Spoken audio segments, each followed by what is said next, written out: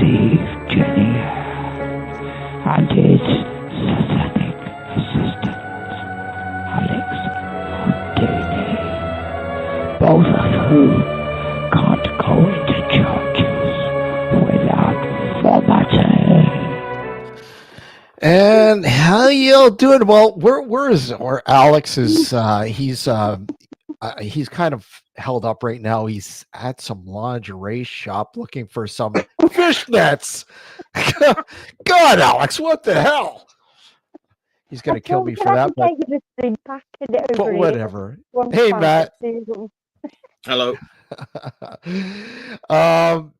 Yeah. I just he's going to be joining us a little bit later too, and Karl will probably be joining us a little bit later as well. He's busy live on location there, trying to capture those damn EVPs. Those EVPs. So how are you all doing tonight? Great. Smashing super. Cool. All good. Fine. Smoking.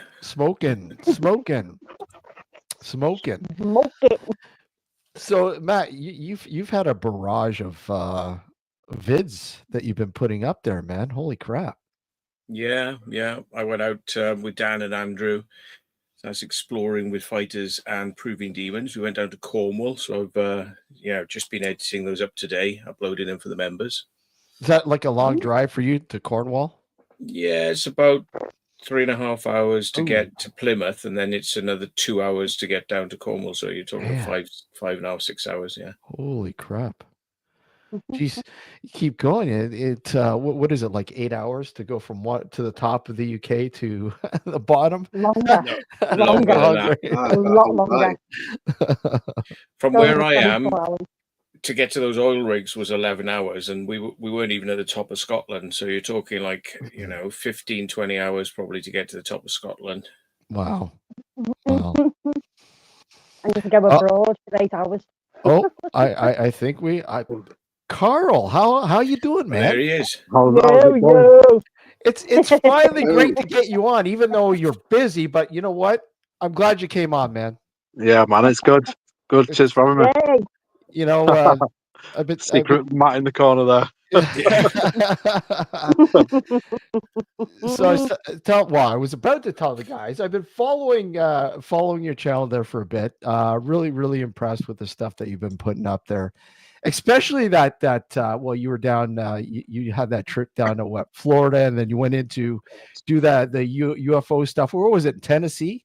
Yeah, so Tennessee. So I actually met with a guy named Daniel Hoss, and basically he's dedicated his life to ufology, basically, and UAPs, and the new word UAP anyway. But he's basically dedicated his life to trying to find out and understand what is actually going on, and we've been talking for about 3 years, I think it was, and he kept showing me all this footage of these anomalies in the sky, and I was like, man, that's just crazy, that is. And then basically, I planned a trip to go over there. Did the theme parks. Just watching. That's pretty cool. Yeah, man. So, and then basically, we did it's like 14.5 hours drive to Tennessee, and then we just got to work straight away, basically. And it was 3 days of just filming UFO stuff. It was just, it was weird. So weird. I mean, is that something that's always interested you? Because I know you do a lot of paranormal stuff, but I mean, UFOs and stuff like that's always interested you? Yeah, all the time. Yeah, like even ever since I've been young, I've always thought it's not just us alone. There's obviously definitely something going on, and obviously Matt as well, Secret Vault, he's like the main UFO guy, 100% without a doubt. Oh yeah. But me and Matt have had many discussions back in the day, and obviously we did all the Area 51, the Billington bunker, and the conspiracies behind that, and all the UFO stuff, and how it's shrouded in mystery, and it's just always been a massive interest. So I mean, for those who may not know, and I'm sure we'll pick this up again and have you on for a proper show. Yeah. But how Dark Arts TV? How did that come into being? Like, I mean, what happened? I mean, let us all know about Dark Arts TV. So So all right, so the origins of the name Dark Arts TV actually comes from my record label, Dark Arts Recordings. Yeah. So that's where the name kind of just stuck. Yeah. And but going back originally, ever since I was young, like as far back as I can remember, probably one of my first memories was just having strange experiences within the house, at my mum's house. And I always used to say to my mum, like, this has just happened, and she'd be like, oh, you're probably just imagining things, or nah, basically, telling a child like, oh, it's just your imagination running wild or whatever it is.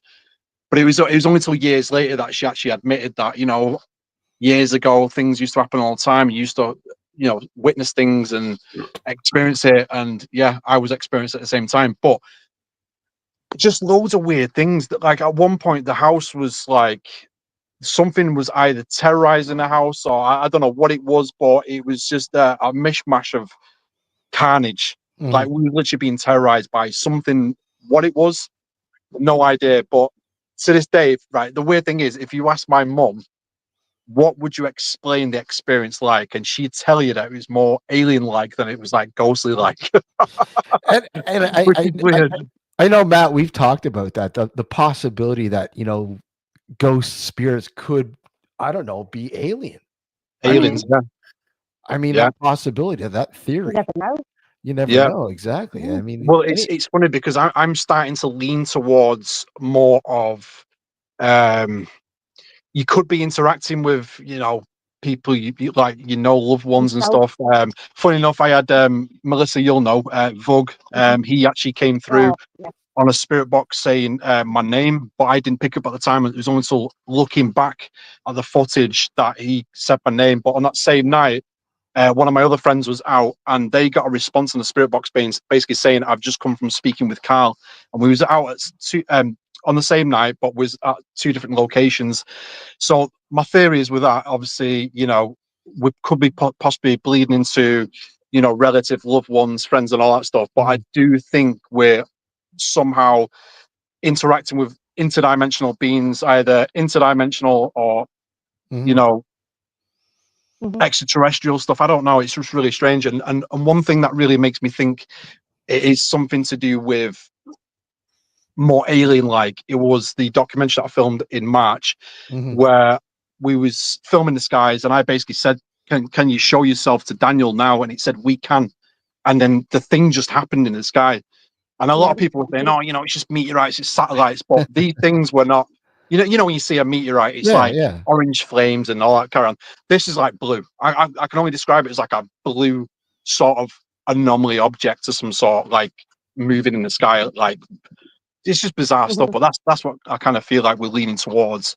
It's more either interdimensional or, more alien-like. And I love the fact that you're backing theories. I mean, that's cool, using theories. Yeah. So the channel, I mean, from when it started to now, I mean, has it like shocked you or amazed you at how much it's grown, and the amount of people that have sort of, hey man, Dark Arts TV, Karl's pretty cool, or whatever. Like, I mean, the amount of following and the popularity of it. I mean, what's your take on all that? I don't know. The thing is that, unfortunately, YouTube, and funny enough, I'm with my friend Donovan. We're filming this location at the moment, but we had this massive chat on the way here, and saying about how egos get in the way of the facts, and there's too much this the chip on the shoulder carry on. The way I see it is, I'm kind of like, so I'm like addicted to investigating. Like, I love it. It's good. It's good for my mind. It kind of answers some questions, but I end up leaving with more questions. But I'm just a regular guy, and so is everyone else, and that's including celebrities as well. Celebrity status. They're just regular people, just doing a certain hobby or passion or interest or whatever you want to call it. Yeah. I never expected the channel to take off. It was only when my ex-girlfriend was saying to me, like, oh, you should put this on YouTube. I was like, nah, I'm not interested, because I was filming videos for myself, just like my own type of like archive and research in a way.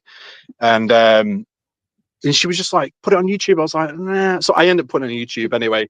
And then, yeah, it just kind of developed and snowballed into this weird thing. But I've been on, I'll be on YouTube for 10 years in February. But about 4 years ago, I think it was, my channel snowballed like crazy. And the way it was growing, I should have been either at 500,000 or to 1 million, the way it was growing. And now it's just YouTube's algorithm are just like, nah, we don't like the paranormal.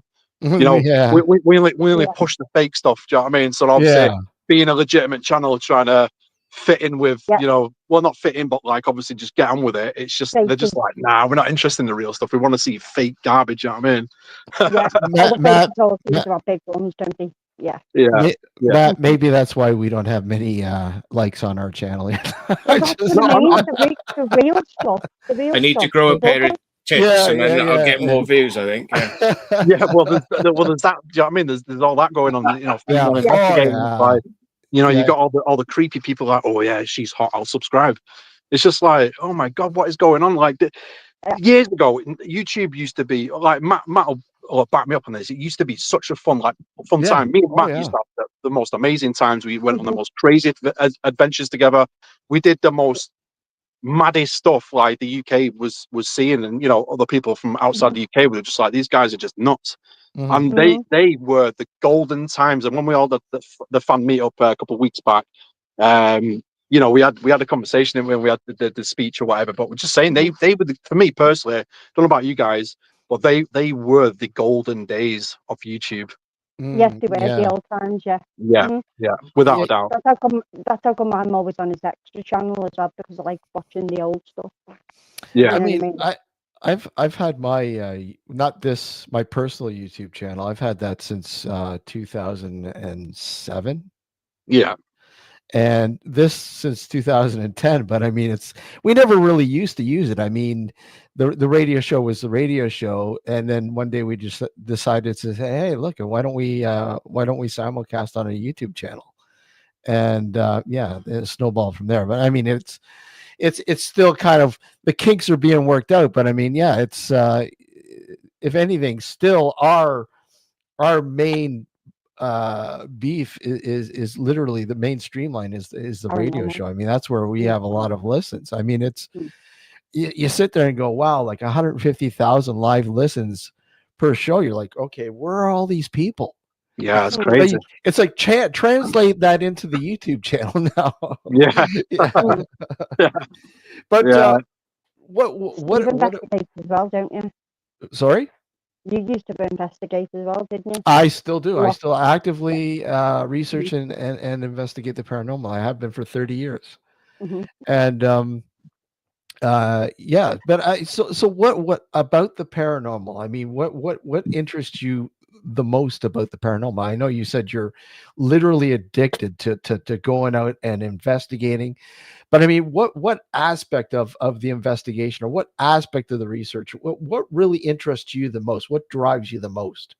It's just the unknown. It's obviously trying to, you know, answer, you know, the number one question, which nobody knows, and I don't think we're meant to know until obviously the time comes. But you know, death itself, like, it's just this, you know, mysterious, ominous, unexplained thing, promise in life that, you know, no one's got the answer for it. And why has no one got the answer for it? I don't understand. You know, seems we've got the answer for most things, like physically and metaphysically and you know, theories and things, but why is it that we don't know about one thing, that we're only just touching the surface now? Like, you know, for example, when someone dies, they've measured quite a considerable amount of nanomass that just dissipates from the body, which scientists believe to be the soul particle leaving the body. Like, why do we not know more? Yeah, absolutely. I mean, that's the age-old question. That's, if we answered that, there would be so many doors opening up, and we'd be all millionaires. Hey, wait a sec, Matt. Is that why you're a millionaire? You know the answers. You're not telling us. I hide it well, you know. So the process now, the process of going out and investigating. I mean, how do you select the locations and the process of going out and then eventually, because you'll edit it and whatever else and put it up on YouTube. And I mean, what's your take on investigating the paranormal? I mean, how's your approach? I suppose yeah, carnage. I'm supposed quite open to obviously how to film it and things, because I've started stepping into like the more cinematic film style investigations now. Just some that's good to watch, not just like I've got a camera and I'm just filming and this is what just happened, all that carry on. I'm trying to step up. Basically what I'm trying to do is I'm trying to separate myself from the rest of the trash that's out there. And just basically evolving like more, I'm trying to explain like more professional, more cinematic, more narrations, more explanations, my experiences. I'm trying to convey to the viewer what the emotions are that I might be feeling at a point in time.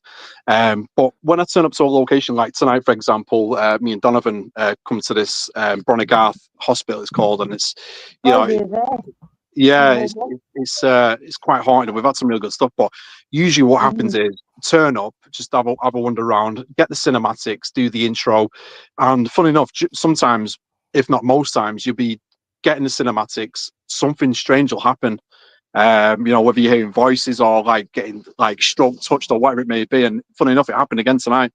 But yeah, that's usually the process. And then we start just walk around and just try and get a feel of the location where the things are going to happen, where the most activity is basically. And we just kind of like link the history with the results we get in with other eyewitness reports, or put other people have had experiences, and just trying to connect the dots in a way and paint a picture, if you know what I mean. And it's just that's mainly the format how we usually make the video. If you do decide to come back over to North America, and if you do come to Canada, just let us know. Yeah, definitely. I could show you some really good locations. Yeah, and I know you got a good chance to work with a friend of mine, Jeff from Exploring Harley. I drove like 4.5 hours to go meet him in Gettysburg. Yeah. He's in the chat now, Carl. Yeah, he's in the chat. Yeah, he's in the chat. Yo. Yeah, Jeff. You guys you did Urbageddon. Yeah. How did you like that, Carl? No, it's nice. It's like I was saying to John, Matt and Melissa, I was basically saying, it's good to just get together. There's no drama, there's no hatred, there's no, because unfortunately there's too much negativity and people bickering and arguing and politicalness and just rubbish basically. But it was just nice to be with people I've known for a very long time. And I mean I've not known John. It was the first time I met John actually at the Urbageddon event, and we just all had a great laugh. It was a really good time. Yeah, really enjoyed it. It's funny, I came into the studio here and I turned on my camera, and there was this weird guy named Lord Bangle waiting. I'm like, who the hell is this guy? No, just kidding. The Lord Bangle. Yeah, he found the StreamYard link on a toilet wall. Yeah. You're everywhere. So you're everywhere. Do you I guess it's not a little bit of it's about urban exploration too. I mean, it's a lot, mainly because of the paranormal, but I mean, you do you find yourself doing that urbex sort of aspect as well? It's all incorporated in a way. Just going to especially when I'm like abroad or going to derelict locations. It is obviously the urbex side mixed in with the paranormal, and I suppose that could be to any location really you've never been to before, because technically you are exploring it. you just mix in the paranormal into it. You're not just there to look at the building. But then again, a lot of paranormal urban explorers have strange encounters as they're walking around anyway, and obviously that's not their intention to be investigating the afterlife. They're just there to have a look around the building, and even they have strange experiences. Yeah, it's I find it very intriguing that a lot of places that are pegged as these these heavy duty paranormal Disneylands, as I like to call them, and you go in there and literally nothing really happens. But then when you go into this fairly unknown location, you're just like, wow, this is incredible. Have I found something that just seems so surreal, and the amount of evidence or findings or however you want to call it, it's like, to me that's always been the sort of the gem of investigating the paranormal is those lesser known locations, the ones that seem to me more active. So I don't know, is that like that with you? I mean, you've obviously gone to a lot of locations and a lot of big locations over there, so it's the UK though in general, isn't it? Yeah, I tend to stay away from paid locations because half the time I ain't got the money to afford it. Because they just want just ridiculous amounts of cash, and you're just like thinking, well, where did you get that sum from? I refuse to pay. I mean, I can understand if it's $25, $30, whatever, and it goes towards the upkeep of the location, then no problem. I don't mind. Something like that's fine. But then when you're paying like you get up into the the $1,000, the $1,200, $1,500, like a lot of notorious locations in the U.S., they charge up the wazoo. It's just like, why? Yeah, was it is it Indiana State Penitentiary? Indiana, I think they wanted, was it $2,000, and the place is falling down. $2,000. What you doing about $2,000, man? $2,000. I mean, madness. You can go into a place. Well, I mean, you used to be able to go into a place like Mansfield Mental Institution for like $50. It's crazy. $50. Or you used to be able to go into, you go into we go into the Conjuring House now, the latest trend, and you're paying like $1,300 to get in a place like that. It's like, come on. What is going on in there? Yeah. She's been arrested now, hasn't she? Yeah, she was arrested. Yeah, drunk driving or something like that. She got out of it, and now she's opening up for business again. Jeez, it just sounds like it's just as nuts over there than it is over here for drama. Well, yeah, it's but you know what? I have to admit though, there's a lot of good people down there in the paranormal. But there's a lot of just like anywhere, the drama outweighs it all. It's sad. It really is. Yeah. I mean, it's not so bad here in Canada. I mean, you do have a lot of really good people in the paranormal, but I think like the country, it's kind of like, it's not segregated, but it's like in pockets.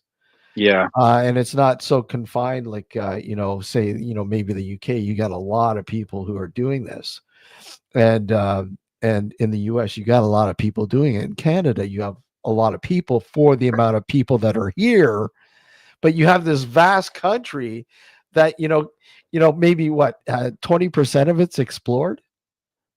It's sad. There's some really good locations that nobody's explored. That's crazy. Yeah, it's insane. Maybe you have to take you out and maybe go for hunting Sasquatch. Yeah, no, definitely, yeah, 100%. Northern Ontario, lots of stuff, apparently. Yeah, 100%. Yeah, Chewbacca. Yeah, Chewbacca.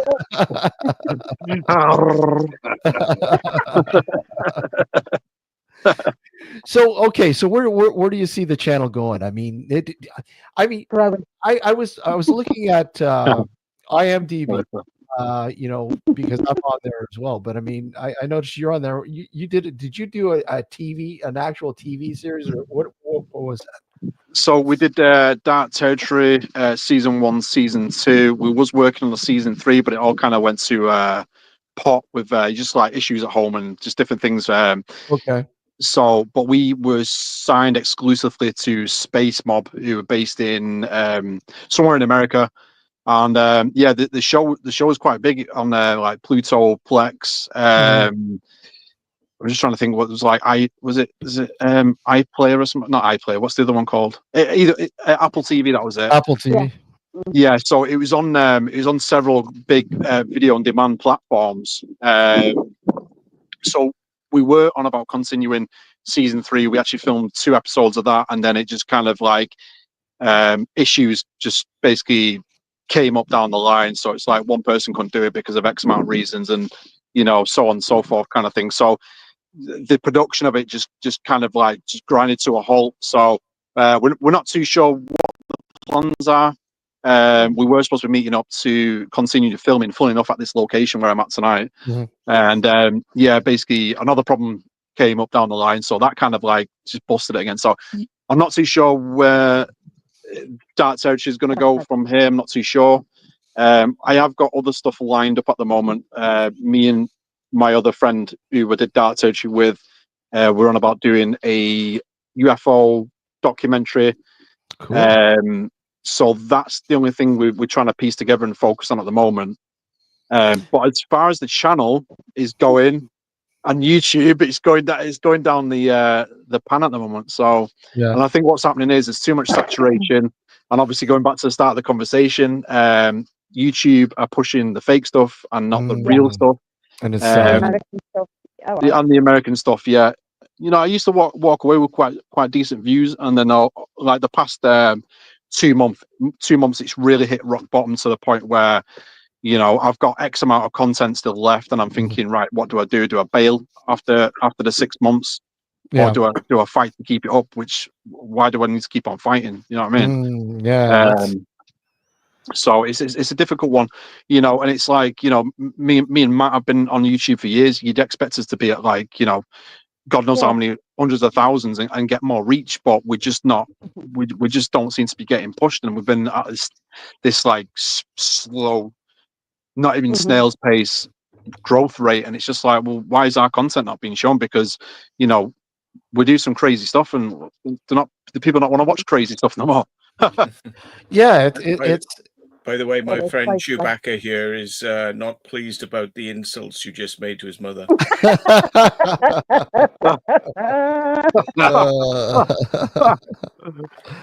the hell's going on? Well, that's trippy, man. Yeah, too much drama on YouTube. Yeah. There's way too much. It's just like all these other channels what have only been out like for a year or 2, and they're on like 2 million. Do you know what I mean? And every time they go, they always get something happen. There's always demons around, and it's just like, it's just like there's always a demon involved. Clickbait, like bloody thumbnails and stuff like that. So I can't tell you the amount of times that I've been approached by a producer and wanting to hear some stories and everything else. And here's my co-host, by the way, Alex. Hey, Alex, how you doing, man? Hello. Oh, you're on mute. Hello, Alex.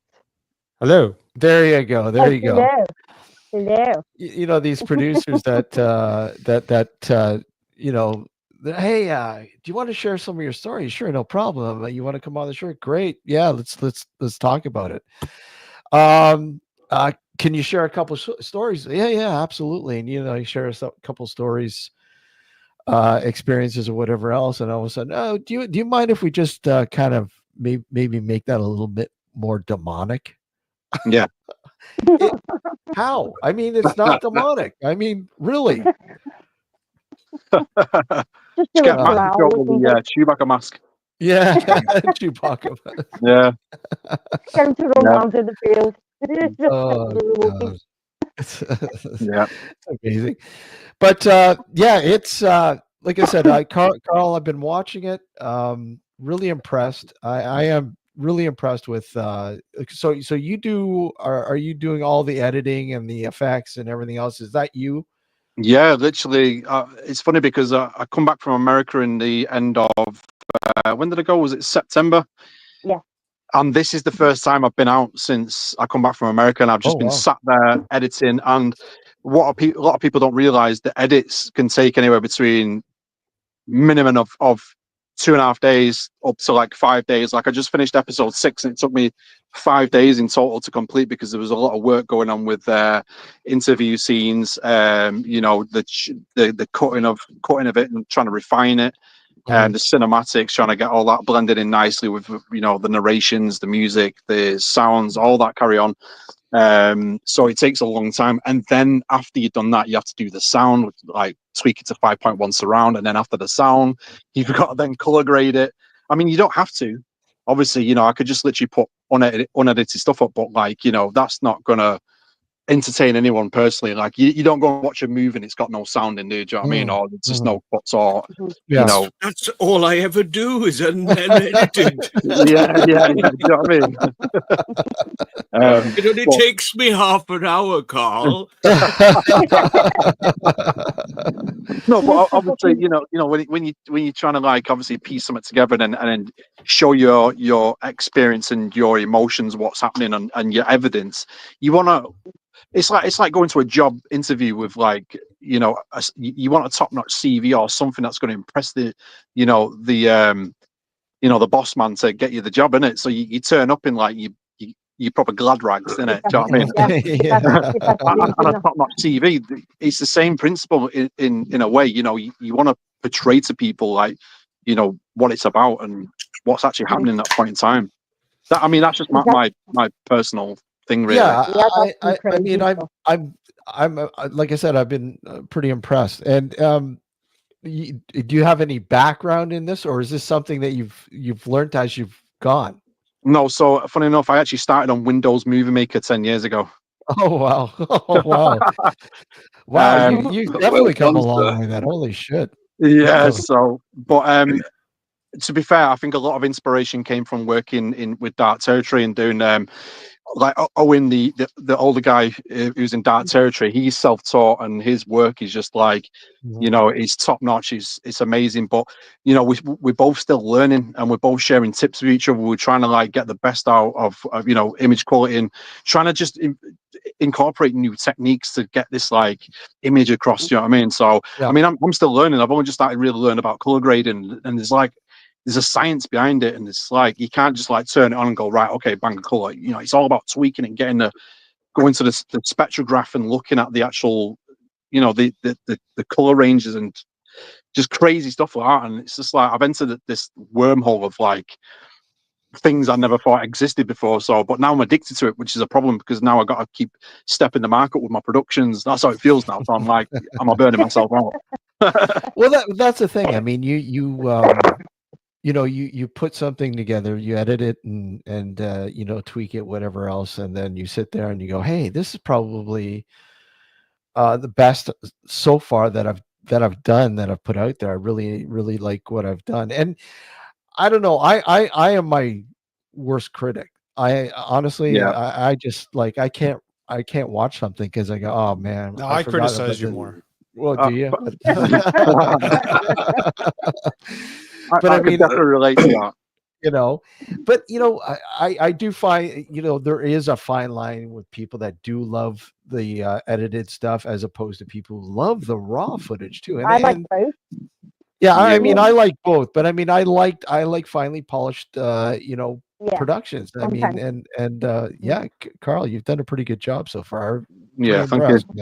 Thank you. I like your uncut stuff, to be fair. Like, I was watching your uncut one the other day, and I don't think you got much really, but I like the way that you actually, rather than just sort of hamming it up as a lot of certain YouTubers do, you just said, we didn't get much in it at all, really, and you sort of showed it all the way through from A to B, and that was it. Yeah. And I'm quite a lover of doing that myself. There are certain things you have to cut out sometimes, but like when you go along there, and it's not like, oh, what did you hear that, or did you hear that? It just adds to it the way you've done it uncut, and like at the end of it, you sort of go, didn't get anything on this on this investigation. That's what happens. It's more credible than someone always, like we were talking about earlier, always getting something demonic. It's like, oh, they must be one unlucky bastard to get demonic every day. Yeah, you know what I mean? Like some chronic attachment or something. like standing Yeah. there, like with like a walkie-talkie, letting the REM pod go off every 2 seconds. One of them. Yeah. Yeah. The thing is, it's like I'm not here to pull the wool over people's eyes, in it. Like Yeah. I do it because I'm genuinely interested. Like, you know, I could share a lifetime of experiences with people, but a lot of, like, you know, the debunkers, the skeptics, or whatever you want to call them, the people want to brand you as fake. You know, they'll be like, oh well, he did that and he masked that and blah blah blah. And it's just like, what are you talking about? You know, I invite anyone who says my videos are fake to come out with me and experience it themselves.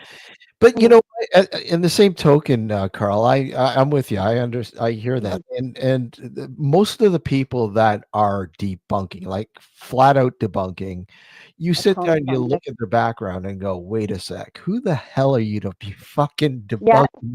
You know? Yeah, it's like you get out and you do it and see if you get a better job. You know, honestly, you're no expert on this any more than the person who you're calling a faker. Yeah, you know, with a lot of them. And I'm not saying them all. I mean, I'm saying there's some people, there's a lot of people that will debunk that are authentic. They really do a really thorough job and check things over. And I mean, let's face it, some people, there's a lot of people out there, especially on YouTube, that throw stuff out there that is beckoning to be debunked. You know? Yeah. But they get the views. I've had some good experiences out with Karl. Yeah. One of the ones was in the Bristol Royal Infirmary, which is a children's hospital, if you remember. Yeah. Although we didn't actually catch it on film, there were enough people who witnessed and saw what happened. I mean, I had my trousers pulled down by a ghost. I remember you talking about that. Are you sure you didn't just want to pull them down? And I think Karl actually was standing, you know, and saw the trousers come down. Yeah. And I think of another time, you know, like how people could explain this, and they might say, "Oh well, you know, you faked it some way, you know," and it's like editing. But if you were there, you know, this was really good evidence as far as I was concerned. Remember when we went to the Bristol war room tunnels, and we were in there, and you couldn't get a radio signal. And you put on your radio and it was nothing but static. And when you were asking questions, boom, answers were coming through. Yeah. And we was deep underground. Yeah. There's no way the radio signals could have got into that tunnel. It was like dead signal, you know, and then you were asking a question and you were getting a strong response back. And I mean, people would have to be there to see it themselves, you know, and they might scoff at it, but you know, I've had some good stuff going out with Karl. Yeah. Strong stuff. I mean, we had some crazy stuff when we was in them underground tunnels filled with waist-high water. Do you remember? Oh yeah, that's right. You know, we had good stuff under there about, you know, I can't remember what he was saying. I was something about, it was like loads of religious stuff was coming through, but when they used to like monk tunnels or something like that, I can't remember what the story was now. Yeah, they were dug out by monks in order to provide water down to their cathedral in town. Yeah. And we were getting a lot of religious stuff coming through, and it's just like, well, how do you explain that? We're deep underground in water. Like, why is that happening? You know, seeing's believing. It really is. And so you've fully experienced something yourself, then, you know, I suppose you can't judge. But then again, a lot of skeptics, you say to them, you know, they believe in it, but like, nah, it's nonsense. But and then they always turn around, and they go, oh, but there was this one time which I thought was weird. It's just like, well, there you go then. Like, do you know what I mean? If you didn't explain it, then, you know, it's possibly the supernatural. I mean, they're in denial. They are. Yes, they are. Yeah. I mean, the one thing that I've found with my sort of paranormal journey, if you will, like, you know, you in the beginning, it's like, you know, you've got this really big world. The paranormal is like endless. And then, you know, as time goes by and you start experiencing stuff and you start noticing trends and you start noticing, well, hey, that's explainable. I find that I became more skeptical in a healthy sense, where not everything is paranormal, but there is something going on. It's just we can't explain it right now. Yeah. And I think that's what we all have to understand. I mean, science can't explain it, so how the fuck can it debunk it? Precisely. And it makes me laugh because you get these people go like, oh, I'm an expert investigator. We all know one of those. You know, I'm an expert in paranormal. It's just like, bro, what are you talking about? Like, you're not an expert because you don't know anything on it. You have your Well, theories, your speculations, you know how to do certain things and interact, but like in reality, no one knows nothing. yeah. Yeah. You know what I mean? Exactly. So like, don't call yourself an expert. You have to have that essence of always understanding that no matter what, you're always a student. You're always learning. Yeah. You're always learning. I also think Yeah. as well, if Definitely. I suppose if you're susceptible to it or maybe open to the idea, then you kind of open yourself up to it, and you might get more responses because you're more like neutral to the, Open. you know, and a lot of these debunkers are all like, oh well, nothing ever happens to me. Well, nothing's going to happen because you shut off to the idea. You know what I mean? You might have heard something, but you've been so closed off. You're just like you're ignorant. Do you know what I mean? Carl, think a lot of those that's what we people- say. Alex is the ghost of Turnt beside us. Nothing ever happens to him, but You got to be more open, man. Let your mind go. Next time I go out with you, Steve, I'm gonna get drunk. yeah, next time. That's happened all the time, man. No, before the investigation, not after. Oh, before the investigation. No, drink while you're doing it. Drink while you're doing it. You'll definitely be talking to spirits. And I'll wear the fishnets and send it to Melissa because I know she'll enjoy it. Did you get any from the shops? Did you get any, Alex? No, they're still coming. I ordered them yesterday. Sorry, I didn't like mean to cut you off there, Matt.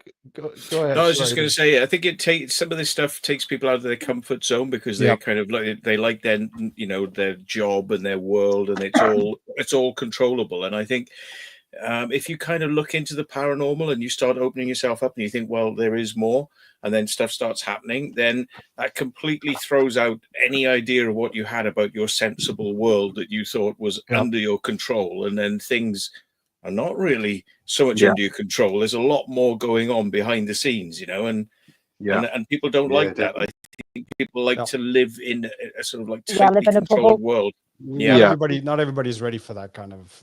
Well, I mean, it's. I think it's more because it's scary. Yeah, it's scary, isn't it? I mean, like,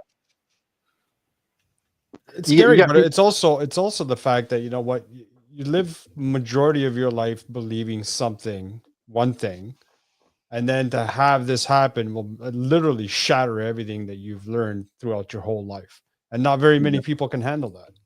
No, definitely not. Just like watching most haunted, really, isn't it? Yeah.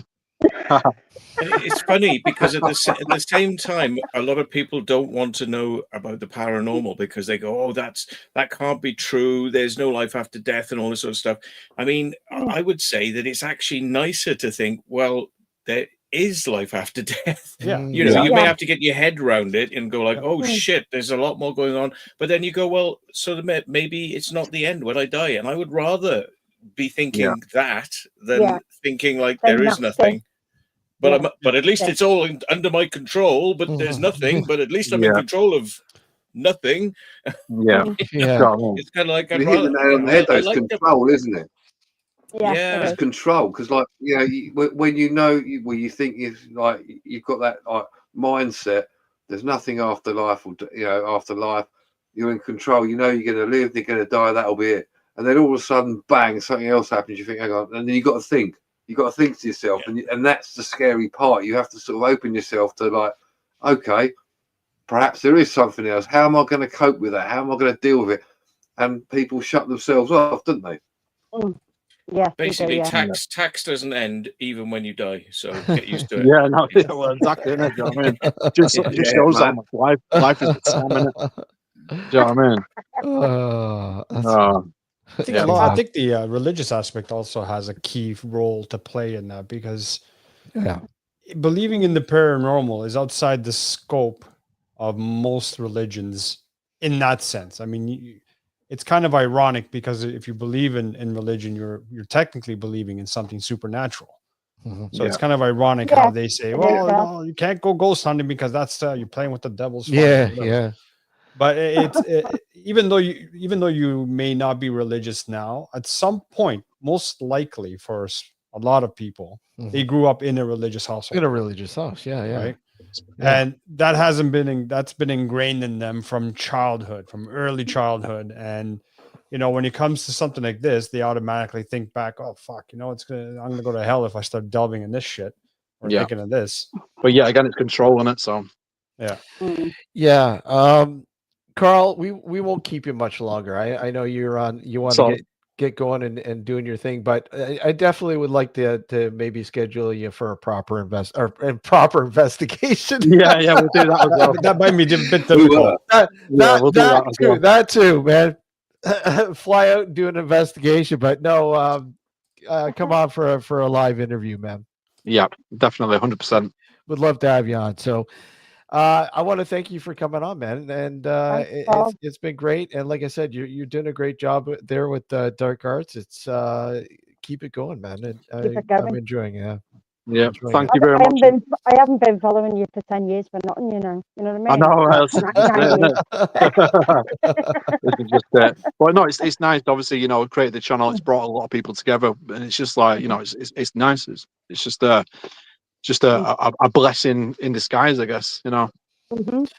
Yeah, I mean, and that's the other aspect that people don't realize. I mean, you really it's a journey. I mean, I know us here with the radio show. We've met a lot of people. We've met a lot of good people. And made a lot of good friends, and continue to stay friends with a lot of people. And I mean, I'm sure, obviously with your channel and Matt's Secret Vault and so on and so on, I mean, you guys make friends and a lifetime of friends. So it's that aspect's important too. And I mean, I mean, it's awesome that that happens there with Dark Arts. So I'm a subscriber, and I'll continue to watch. Thank you very much. Thank you very much. I'm just glad everyone enjoyed the content, so that's good. Yeah. Well, you know what? It's I said when I noticed that you're at Urban Gen, I said, look, I gotta have Karl on the show, man. It'd be nice to have Karl on the show. And thanks to Melissa for being the in between. Yeah. And getting things arranged sort of, but yeah, no, definitely maybe in the new year when we come back from hiatus from the holidays and so on and so on. From where? Probably, huh? From where? I thought you said hiatus. No, but hiatus. Hiatus. Hey, Melissa, Harry, we have to get our fishnet stocking stuffed. God. Oh, that's hilarious, man. But yeah, definitely in the new year, man. We'll definitely have to get something arranged and have you on. Yeah, definitely, 100%. Well, thanks for having me on anyway. All right, Karl, man. You take care, man. You too, and I'll catch you guys later. All right, take care, Karl. All right, Karl. Bye. Enjoy your investigation. Take care. Goodbye. Goodbye. Goodbye. Cheerio. Bye.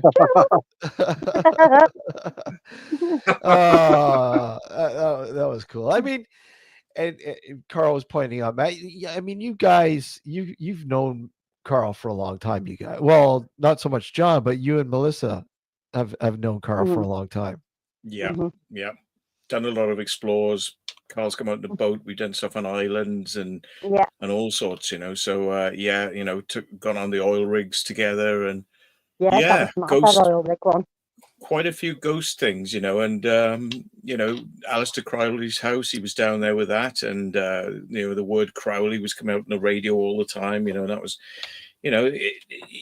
Karl is one of these sorts of people. He's kind of there are a lot that do this, but when they're around, things do come out on the radio. You get recordings of voices and things. So there are some people that are good catalysts for it, and Karl seems to be one. So definitely. Yeah, and I mean, I know, I'm sure he's had a lot of people, and this is Matt. I mean, you've gone through this, and anybody who's fairly popular on now on YouTube have to deal with a barrage of people who just don't like what you're doing. They just want to make your life a living hell. And it's again a part of the drama, and it's seriously sad. Yeah. People have nothing better to do in life than trying to ruin somebody else's life and work and blah blah blah. Thanks for the views, though. Yeah. Yes, these people, believe it or not, watch. You know, get the views up. You know. Yeah. Well, yeah. Well, that's the thing. It's like Trump. It's like he doesn't care if it's good or bad. It's publicity. It's attention, right? Well, yeah. You know, that's all that matters. That's all that matters. So, go ahead, Matt. You were gonna say I was just taking in air like a fish. Like a fish. Like a fish. Okay. Yeah, my mouth was opening. Doesn't mean anything's going to come out. I know you were getting excited, but just calm down there. Yeah. Oh man, what a disappointment! So what's going on? Are we getting Urbageddon 3 all worked out? How's that going? Like what's the deal? To Melissa, I think Melissa froze on us. Oh yeah. Well, yes, there is going to be a third one. Yeah. I can say to you that categorically there's going to be a third one. There's going to be a website up as well at some point. It'd be easier to put information on it. Yes, it is going to be. Yeah, definitely. Mm-hmm. Is Melissa it's in the going background? To it's getting, the wheels are in motion. It's just like, yeah, Mel's definitely doing it. Barry's still there doing it. There's going to be other bits and pieces happening. I'll try and make it more accessible for people to look at before it happens. And we're going. Is that the right word, Mel? Well, not official, but we're going. Yeah, we're going out there. Like that's all I can say. Yeah. You know what you should look into, and maybe Matt can help you out with getting some transporters on scene, so we can make our way out there and do a world tour. Right, get some photos too, yeah. Get some photos. But you're on about robots in disguise, and we can try it. Jack up in a transport. Mela said that she's going to hold it at whichever town is going to be in their disability centre, so that they'll have wheelchair access and cranes, like cranes to get like people who are a bit overweight. We can just drop them in the top of the building, and sort of like a cross-dressing room so that the woke people feel, God, is that the Transformers you were talking about, Matt? Yeah. So the signs are going to say fishnets are welcome. No, anything is welcome. Anything. Yeah, anything goes. Yeah. Oh, you might regret that, Melissa. Ghost bots in disguise. We're open for ideas. There you go. We're open for ideas. Yeah, definitely. I mean, we've got we've got an email where people can send ideas to. There's a website in the works which will be up. It's called the recycling bin at johnbengal.com. Oh, what's this? Thank you. Yeah. Here we go. Who's taller, Matt or John? Who's taller? Who's taller, Matt or John? Same, aren't you? Probably about the same. I'm 6 foot, 6'1", something like that. Holy shit, you're 6'1"? Yeah. You're 6'1", you bastard! You beat me. I'm 6 foot. I thought you were like 5'2". I'm just kidding. What? He's 6'1" when he gets an erection. Never makes it smaller and tubbier. That's what it is. Never mind the length. Judge the width. It's not the height; it's the girth. Yeah, the girth. The girth. Jesus Christ. Poor Melissa. It's fine. It's all right. I know. I'm used to them. She's used to girth.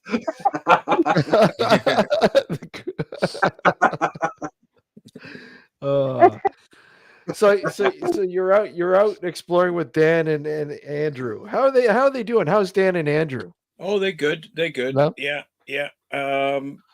It was kind of an interesting one because the first Isn't it day, usually with those two? Yeah, yeah. You know, we used to go out as a group, you know, and Carl used to do a lot of exploring with them as well. But Yeah. yeah, so it was nice to meet them again. Haven't seen them for a while, and Dan was saying, "Oh, I'm getting depressed because I haven't been out exploring." So he's like, "We went out exploring, you know." So I think Andrew's been getting what do they call it? Like stir crazy, stuck in the house. Me too, because I haven't had a car for about a month, you know. Yeah. And so yeah, we were all kind of like dying to get out there, and it was good. It was good to blow out the cobwebs and get everybody back into doing something that we really enjoy, and we need to do more of it. So we're planning other things, and that's the thing about, like, with urbex, with ghost hunting. I think the best thing is getting out there and doing it, because that's really what counts. You know, it's trying to find somewhere, try to film something, trying to catch those ghosts. It's what we do. So yeah, I mean, being stuck in the house is like, it isn't good, you know. So when you go out with those two, I mean, they're more about the ghost hunting, and you're about the urbexing. I mean, you do ghost, but I mean, how does that work? I mean, like, you film from a different perspective than they do, right? I mean, do you just show the explorer? I tend to turn the camera off when we get into the big part of the explore. I kind of find it a little bit impolite for me to be filming when somebody's going to stick that main part of what they're doing, which is their, you know, what they do on their channel. I usually film a little bit and then let them get on with it, you know. And I've resisted, even though I'm a big believer in that stuff. I've resisted doing it myself because I don't want to steer the channel down that avenue. I'm kind of sticking to the urban exploring and let them get on with it. So whenever I'm with a group of people and we do that side of things, you know, I let them do their thing. Plus also they've got all the kit, you know, they bring that sort of kit with them, and I just bring a camera and film, you know. So yeah, I could get into that side of things, but it's just like, it's veering off in a direction that, you know, I think there's a lot of people out there that do that, and they do it a lot better. And I've got a limited attention span for doing long sit down sort of like calling out sessions for ghost things. I don't mind when other people are doing it, because they seem to kind of have that, you know, that banter that they do when they do it, and the way they do it, and they're very practiced in it. And my thing is just wandering around talking shit when I'm doing urbexing. You know, I just talk utter drivel, and usually making silly jokes and, you know, sexual references and things like that. You know, so I was like, because I was with Dan and Andrew the other night, an owl flew out of a tree when we were walking along, and I went, like, I'm like pretending to be like, you know, like, oh my god, you know, like, obviously, you know, hamming it up. And he said, "What's the matter, Matt? Are you scared?" And I went, "No, I'm just ejaculating." I always ejaculate when I see owls. Sorry, yeah. But because, you know, like, people are going to get they hyperventilate, and he's like, "What are you scared?" And I'm like, "No, just ejaculating." Sorry, but oh, it's hilarious. You know, playing the tropes off themselves. But yeah. I like to kind of you know, have some fun when we're doing ghost stuff as well. I never seem to be that scared by the ghost stuff, and I've yet to be really scared by a ghost thing. I'm quite happy with the fact that ghosts are real, and I like the fact they're there, and I like talking to them, and you know, and if something gets, like, if you hear banging and creaking and footsteps and voices, and I'm like, wow, cool, more, you know, I'm like, I'm not sort of like, oh shit, you know, like a lot of people get kind of scared by it. I'm the opposite, or seem to be. Fascinating. I mean, yeah, I can see that, but I mean, at the same time, you go into some of these locations that you go into, Matt, and I don't think it's a ghost that would really scare you. It's like, no. I'm worried some crazy person's going to jump out. Well, that's what I mean. Who am I? Whose insane person am I going to bump into? You know, because you know, or there's probably some other urbexer in there at the same time that you're doing that. I mean, I'm sure somebody robbing something or something. It's the living you got to be scared of, not the dead. That's what I've always thought. Yeah. I mean, there's probably been a few times where you bumped into other people while you've gone into some of these locations. Yeah. A couple of times, not many, but a couple of times. Yeah, that's it's interesting. Like I said, again, perspective. When people, it's kind of hand in hand. I mean, ghost hunting and urbexing. I mean, I know I'm interested in both, but I mean, when I go into a location, it's not so much for the urbex sort of aspect.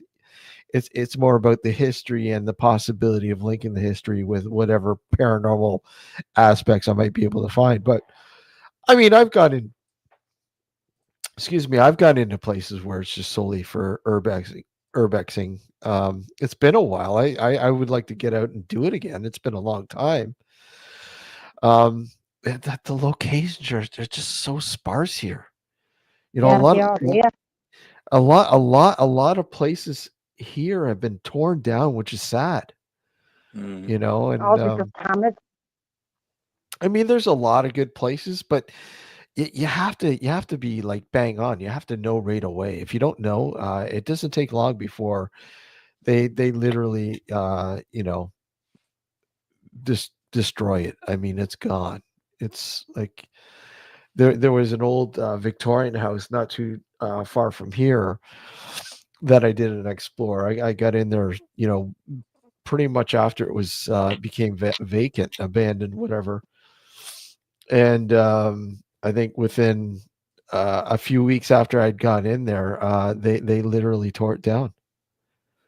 And it's really sad because I mean the house itself was absolutely beautiful. I mean, if you had the money, you could do a lot with that. Hey, Mr. Magoo. It's I'm just reading what he yeah. But it's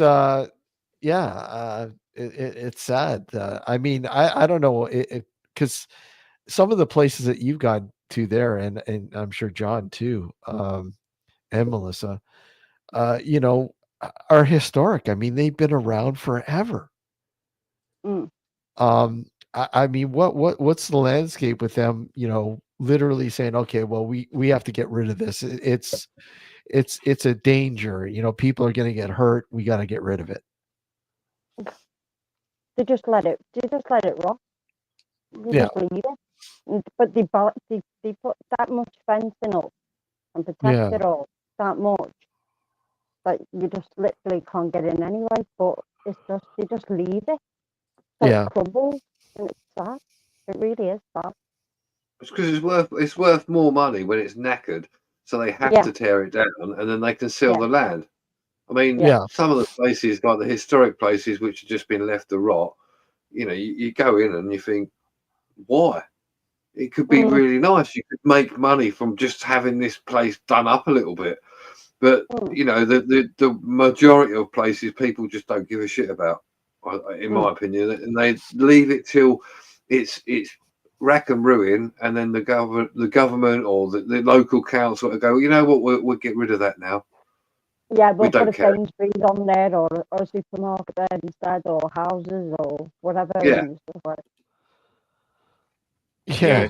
It's part of the old. If it's knackered, they can get permission to demolish. But if it's not, if it's in good condition, well, why would you want to demolish it? So there's a lot of places that are left to go specifically for that purpose, which is sad, because you lose a lot of character in some of these old houses. We were in one the other night called the Enchanted House, and people had done a lot of ghost things in there.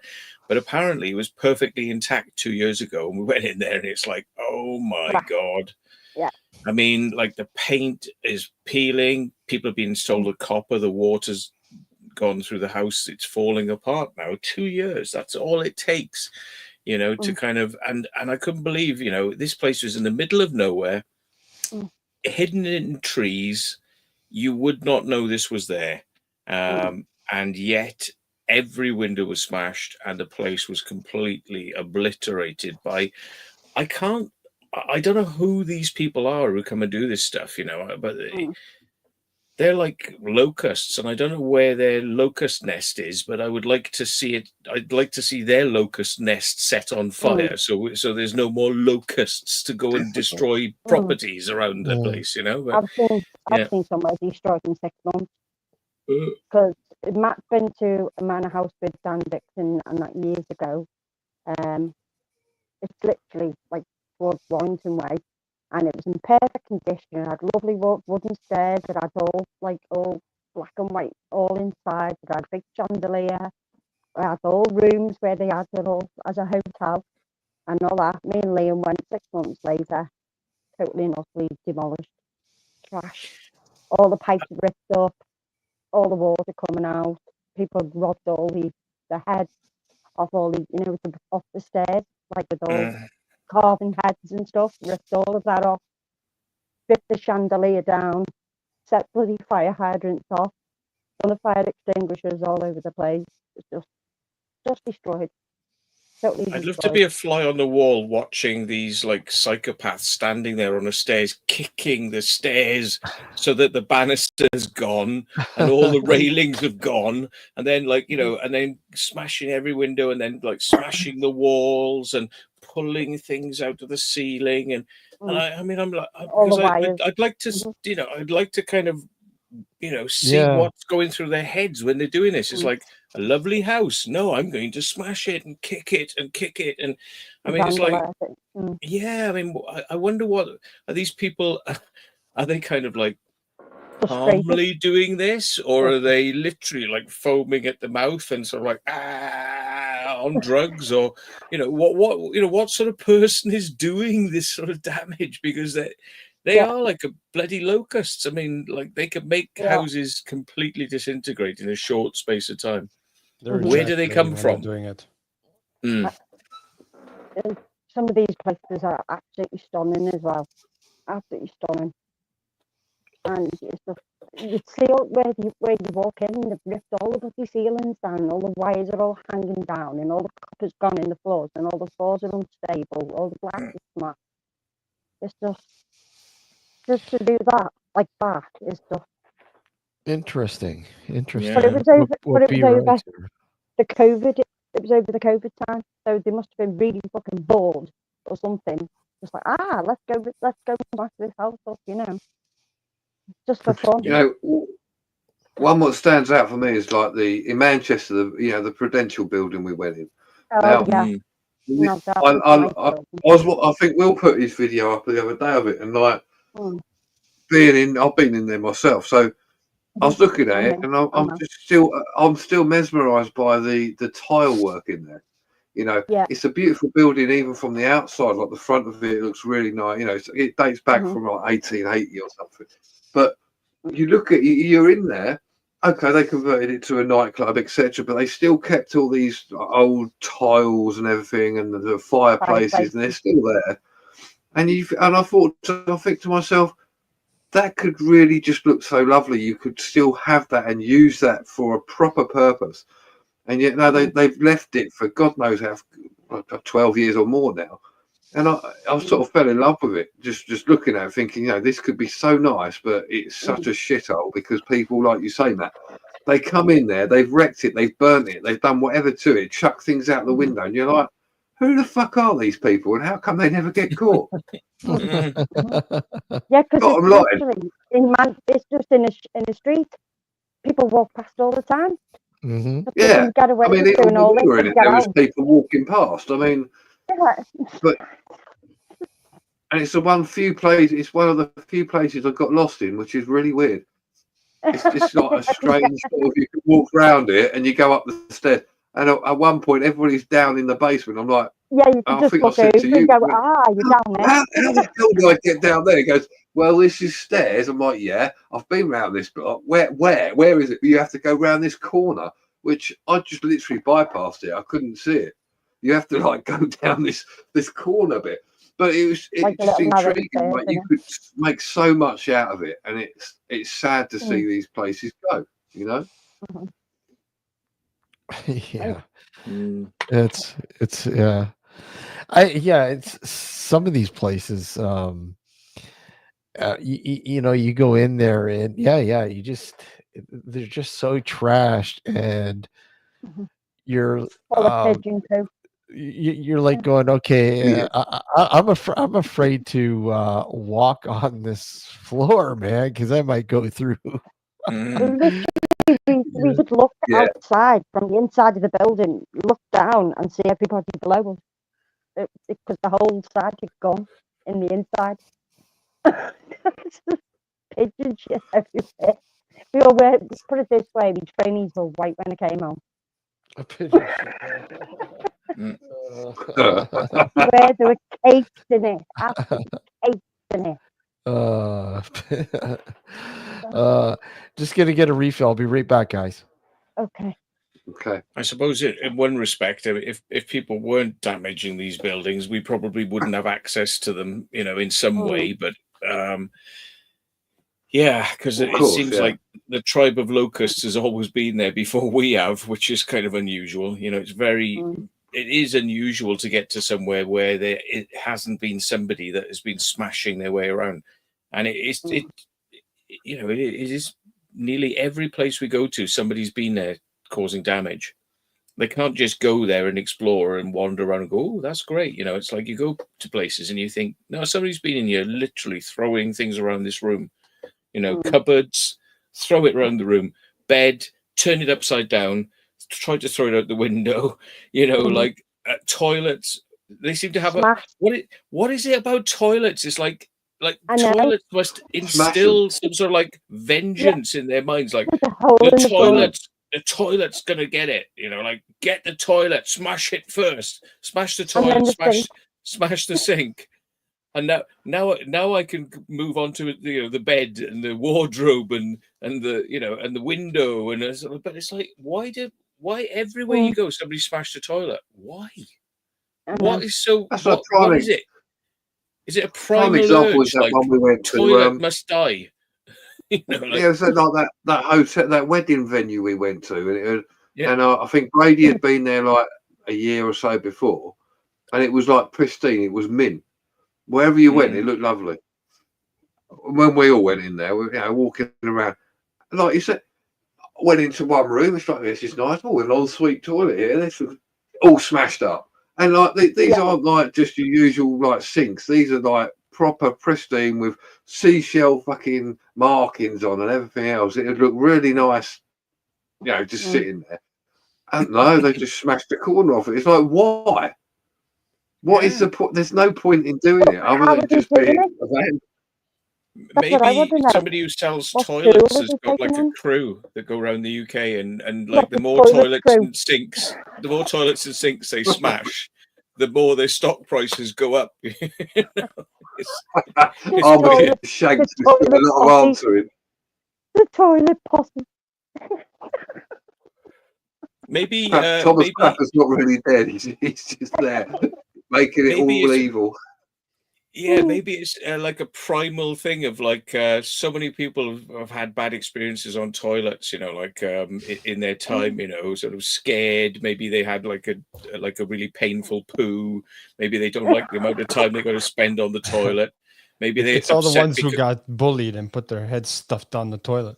Yeah, maybe they get pissed off because the toilet roll has run out and they can't find a toilet roll, and they're like, when they go into an abandoned building, they're like, right, this is the thing I hate the most, the toilet, you're having it, right? And they take the vengeance out on the toilet.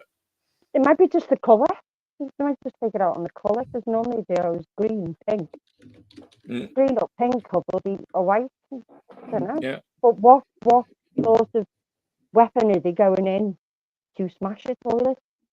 Yeah, because you have to have something to smash a toilet. I mean, you're not easily going to smash it just by kicking it with your foot. No, a hammer or a sledgehammer. Yeah, I mean, you literally need to have steel to smash it. It's not good. Yeah, these are interdimensional locusts. We'll never catch them. Just like Bigfoot, they come in and out of reality and smash the toilets and leave. Yeah. Interdimensional toilet, dude. Maybe toilet.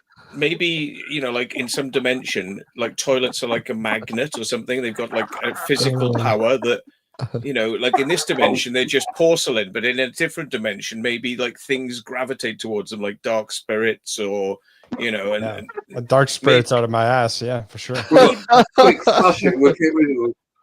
Maybe they're dimensional doorways, and somebody like, you know, it's like a religious like the Quakers or something. They go around Yeah. smashing the toilet so that the demons can't come through. But let's face it, when you go into some of these places, like, you know, an old asylum or hospital or whatever else, and you stumble upon a bathroom or washroom or whatever, restroom as the Americans call it, you know, and it's like, oh man, I got to take a piss, or I got to take a shit.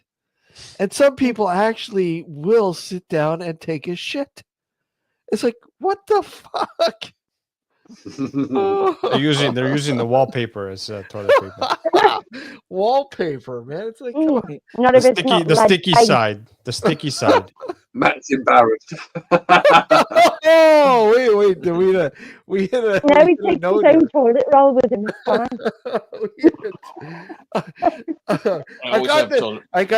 I have this strange worm around my ass. I always have. He does. Toilet roll. And wipes. Oh, wrong pocket. I always have one. This pocket. Hang on. As my torch. Carl's got. What else have we got? Wet wipes. That's his nickname, wet wipes. We got absolutely loads of toilet roll. He does.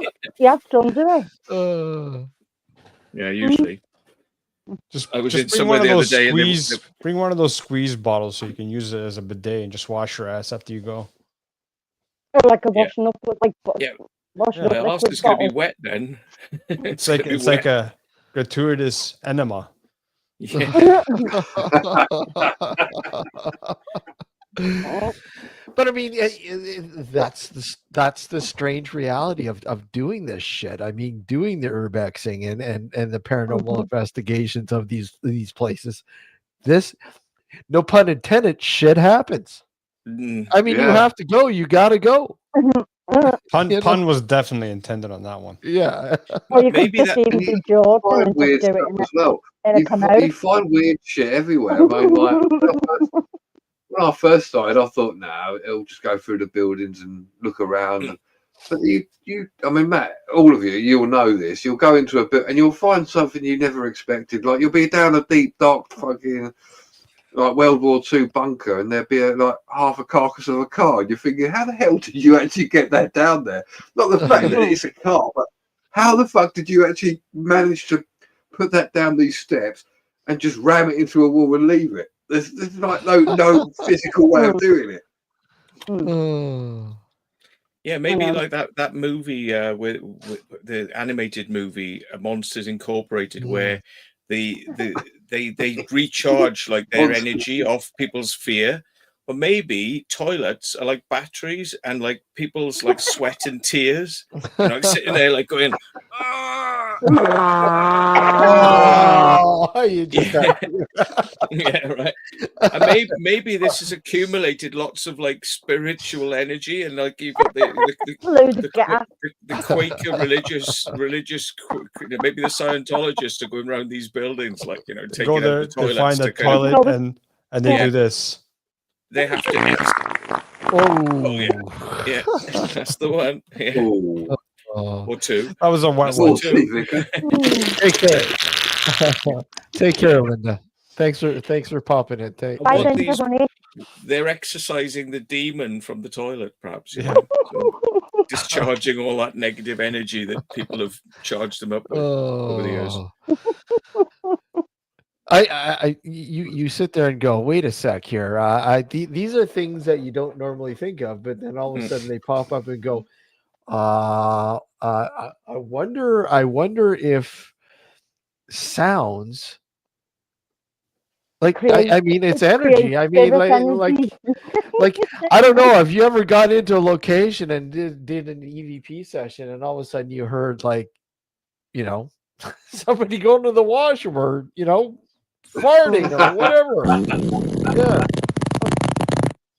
that's an EVP right there. You usually put it down to the houses, like, you know, settling and wood and yeah. It's awfully settling, yeah. But Yeah. number one ghost thing that people overlook is always smell. You know, you get like a disgusting smell. Yeah. Or Yeah. Okay. yeah. Mm. Sulfur. Well, I Yeah. mean, that wasn't so Oh. that wasn't so paranormal The when you demon, that demons one come. farmhouse, Matt? Yeah, my dog Angel. That's another one. Produces foul odors. Yeah. You know. Foul odors, yeah. Yeah. Yeah, it's yeah, it's getting a little yeah.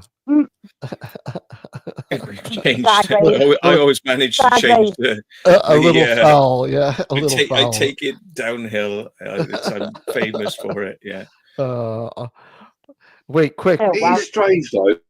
Like you were saying we were saying earlier about noise and stuff. I come across myself as a fair skeptic, but like Carl said, I can't deny there's got to be something else. And I've been in buildings and then heard shit and think, fucking hell, what's going on here? Like we're in the Sonic Lodge, and I think Mel and Matt was there. Yeah, the and we're all standing in the foyer. And I swear blind I heard something. And there was nobody else around. I mean, everybody was in the same room. And I just heard something in the back, which is like in the foyer bit where the stairs were. I went, did you hear that? And everyone's like, no. I'm like, Jordan did something. Jordan heard it. Oh, did he? There's definitely something. Like, but we weren't doing any paranormal. We were just talking and chatting about various stuff. Well, I did, but that was quite a weird experience. I sort of went into the basement. Yeah, I'd done like a little call out in the basement. Well, thanks for telling me, Mel. That's clear. No, because the famous Most Haunted got everything moving and fucking barrels moving and chairs moving and glasses smashing and all that. No, it's not like the only time I've had it. Throwing shit around, weren't they? Throwing shit. Oh yeah, they destroyed that place. They destroyed it. No word of a lie. They destroyed that place. They smashed all the furniture and everything in that place. Oh, why? Bad. Really bad. But there's got to be something. Cause you know, it's not just that place though. Because I went with my mate Biggie, who's been on the channel, and like we went to this. It turned out to be a abandoned piggery. Like no one had been in there for like 30 years, and they couldn't. People were online. They're going, "Oh, what is this place?" Because we can't get through because of the foliage. So I found it a challenge. So I went, "Fuck this! I'm going to go and find out what is in there." And it turns out it's just like an old piggery, nothing like that. And I'm walking through, and I think you can hear me say it on camera. I'm like, "Did you hear that?" And I said it about 2-3 times. There was no one around. It's in, like Matt said, like other buildings.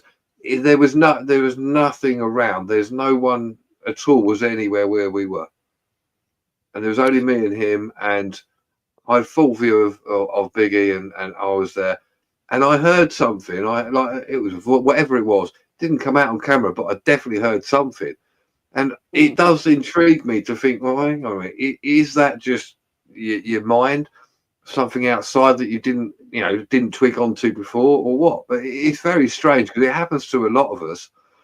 So there's some phenomenon going on there. Well, I always go back to the incident with Ray and Steve because they're not into paranormal, and those voices, what they caught just doing an urban explore, on the audio. Yeah, no, that straight up says I'm cold. Yeah, and and obviously knowing those guys as well, and for me that was very credible. Mm-hmm. And I'm the first to go, well, I'll listen to it, see if it's sort of outside noise or something else. I looked at that a lot, and I wound it back. I checked it. Mm-hmm. I even put it on an audio thing. It's proper strange that you can't explain it because there's none of their voices. No, it sounded like to me like an old man. Yeah, an old boy. A very old man. Yeah, a very old man. And it was very strange because then they don't do paranormal. They just done an airbag, and they caught this voice when doing the editing, and it was clear. I had no idea until they looked back on the footage either. And they were shocked. you think, kind of furthering that? I mean, do you think, some of these abandoned locations that have been there for a long time, do you think, with people going in and literally trashing them, and that happens quite often, more graffiti, just smashing stuff to the point where it's just like unrecognizable anymore? Do you think that stirs up anything possible paranormal wise in these places? I do. I think it does, because it must admit, I've put myself in their situation. If that was me and it was my home and somebody come in and trashed my house, I'd be pissed. I'd be pissed. Do you know what I mean? But maybe even when moving stuff or refurbishing somewhere. Maybe when nobody's in there and the cameras aren't there and there's nobody around, maybe it's the ghosts are doing it. They're like, right. Nobody can see me now, right? Smash this shit up. We're gonna smash it up. Sick of being stuck here. Is it called like you were saying about noises and things in there? What's happened? Is it stone table, stone wall theory? Yeah. So you've got the actual fabric of the buildings taking the energy of what's happened in the past.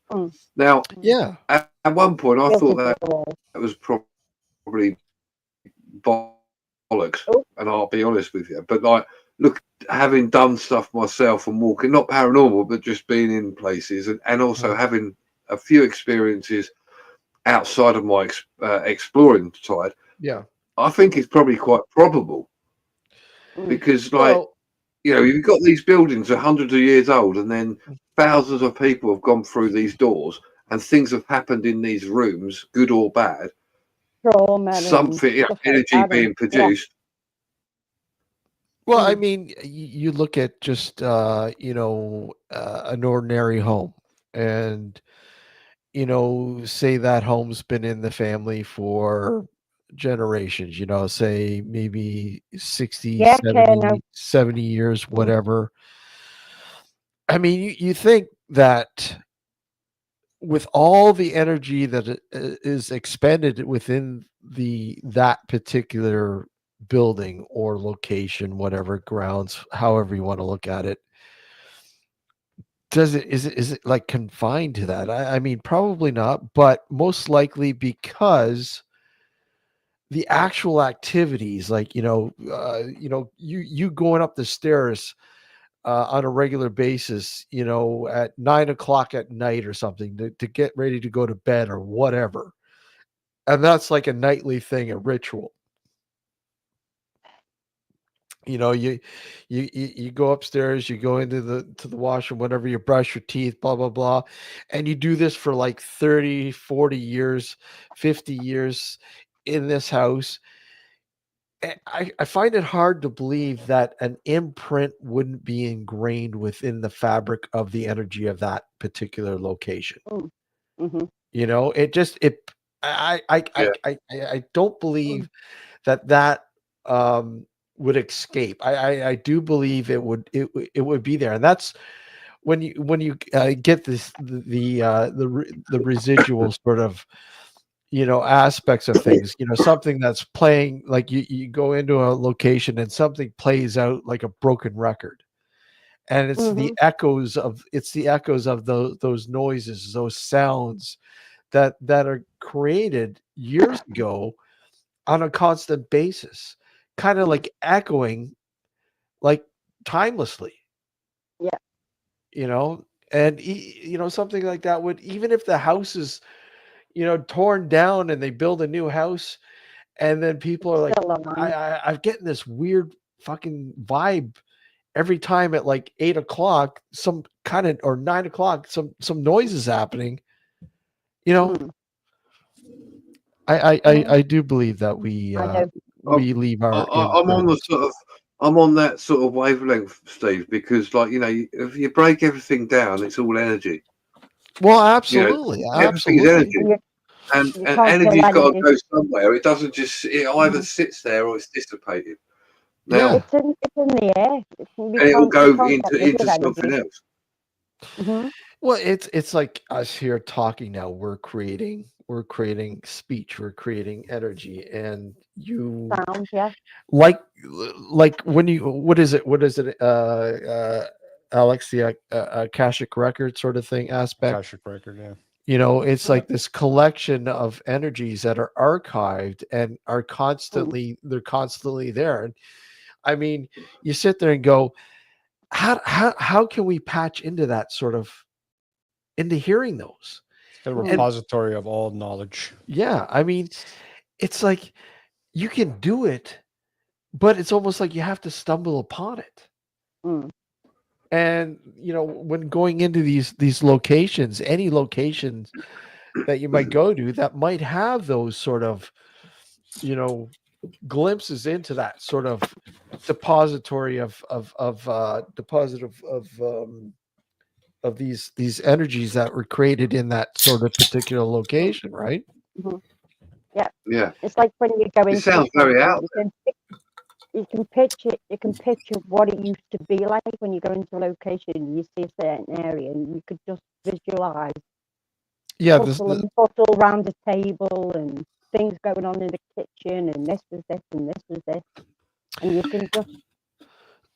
Yes, Mark, exactly. The stone tape theory is again. Yeah. That's another you know, theory that sort of, you know, yeah, I want to ask a question. Does anybody ever hear of sounds happen late at night? Like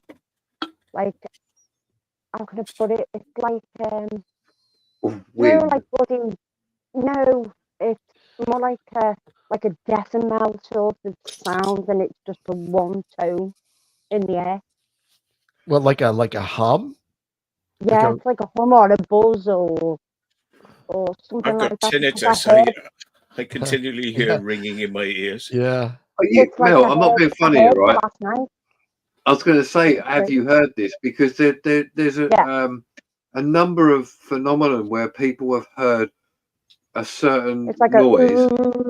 Yeah. Just a one tone. There's a few locations around the world that experience. I think here, Alex, here in Ontario is one place where they've had reports of people, and again in BC's got a lot of reports. BC has a lot of it as well. But where it's people not just like a sound, though, is it? It's sometimes more of a very low decibel sound, but it's like got a vibrational hum to it. Yeah, it's like a hum, and it's an unusual hum, and people are like, where is this coming from? And no matter what whatever you look into, no answers are coming up. It just doesn't make any sense. I do live near like a shipyard and a dock in that aspect, but I don't think it's not from a ship because it's continuous. Yeah. If you know what I mean. Normally you hear the ship on in the night or whatever when they go through the dock. But it's not that. It's just a continuous hum, just one tone, all the way through the night. The only thing I would say is to put it down to, like, I'll be the skeptic, right, and say, well, if you've got a ship on the water and its engines are running, the vibrations obviously travel into the water. The water is a great conductor. So the vibrations travel obviously onto land. Although it gets fainter and fainter as it goes inland, it's still there, and if perhaps you're susceptible to it. I'm not saying that's the case, but I'm just being devil's advocate. I've heard it a couple of times, but sometimes it's a low tone, and sometimes it's like a quite high pitched tone, but then it changes and then it goes back again. It's like a do do do, and then it'll just go like flatlined. It's not. Absolute not. But I've always thought. No, I get what you're saying, and you're not alone when people have said that. I don't think I've experienced something like that, which is unexpected. Although I do keep hearing a weird sound, but that's a different matter. It's getting on my nerves last night. I couldn't sleep with it. It's really getting on my nerves. I mean, I've experienced some weird, hums or tones and whatever else, but I mean, like I'm constantly skeptical. Okay, well, it's probably just this, it's probably just that, But I mean, yeah, there's been times when he's okay. Wait a sec, this is kind of weird. What is that? And it just me, it's like it drives me nuts to the point where I want to know. A lot of people are just like whatever, and just go on with their day. But it drives me nuts. It just drives me nuts, Matt. Yeah, it drives me mad. Absolute crazy. Because it never goes away. I think it's a real. I honestly think it's a real phenomenon. Frank, the Taos hum is the famous one, isn't it? Yeah. Yeah, but there's places. Bristol hum as well. There's one. Ironhead. Bristol is famous for it. And people have tried to sort of say, well, it sounds like something under the ground, like something's tunneling, or they come from the earth.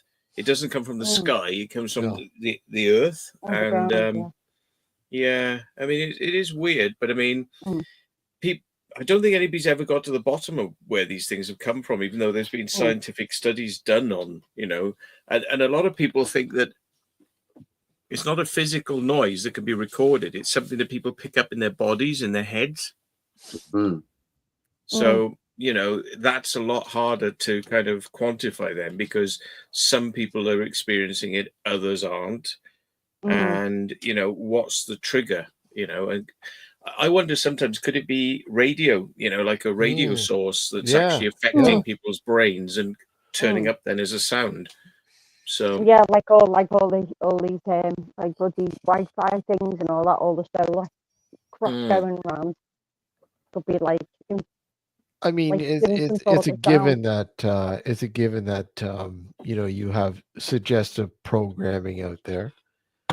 I mean, it's there. I mean, you could be listening to you could be going into a grocery store and they got their music playing. And literally with that music, you'll hear these tones. And literally those tones are a kind of suggestive ingredient saying, okay, well, like kind of easing the mind and saying, okay, well, I need to buy this. Well, maybe I need to buy that. No. Marry and reproduce. Yeah.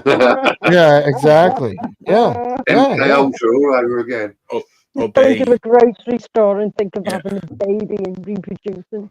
But I mean, commercialism, right? No independent thought. I mean, commercialism. I mean, it's a given. They use tones, they use sound as suggestive programming. TV. I mean, prime example. Advertisers have got it down to a fine art, and they're not supposed to do certain things in adverts, but they do them. There's triggers. I kind of think they do it with music as well, making certain songs sound like ringtones, but it's it's subtle, but it's almost because it gets your attention. Where like, oh, is that sounds like a phone. It sounds like a phone. When you're listening to a music and things, annoying. Well, I mean, you look at music in general. I mean, music is can sort of, it affects your moods. Yeah. You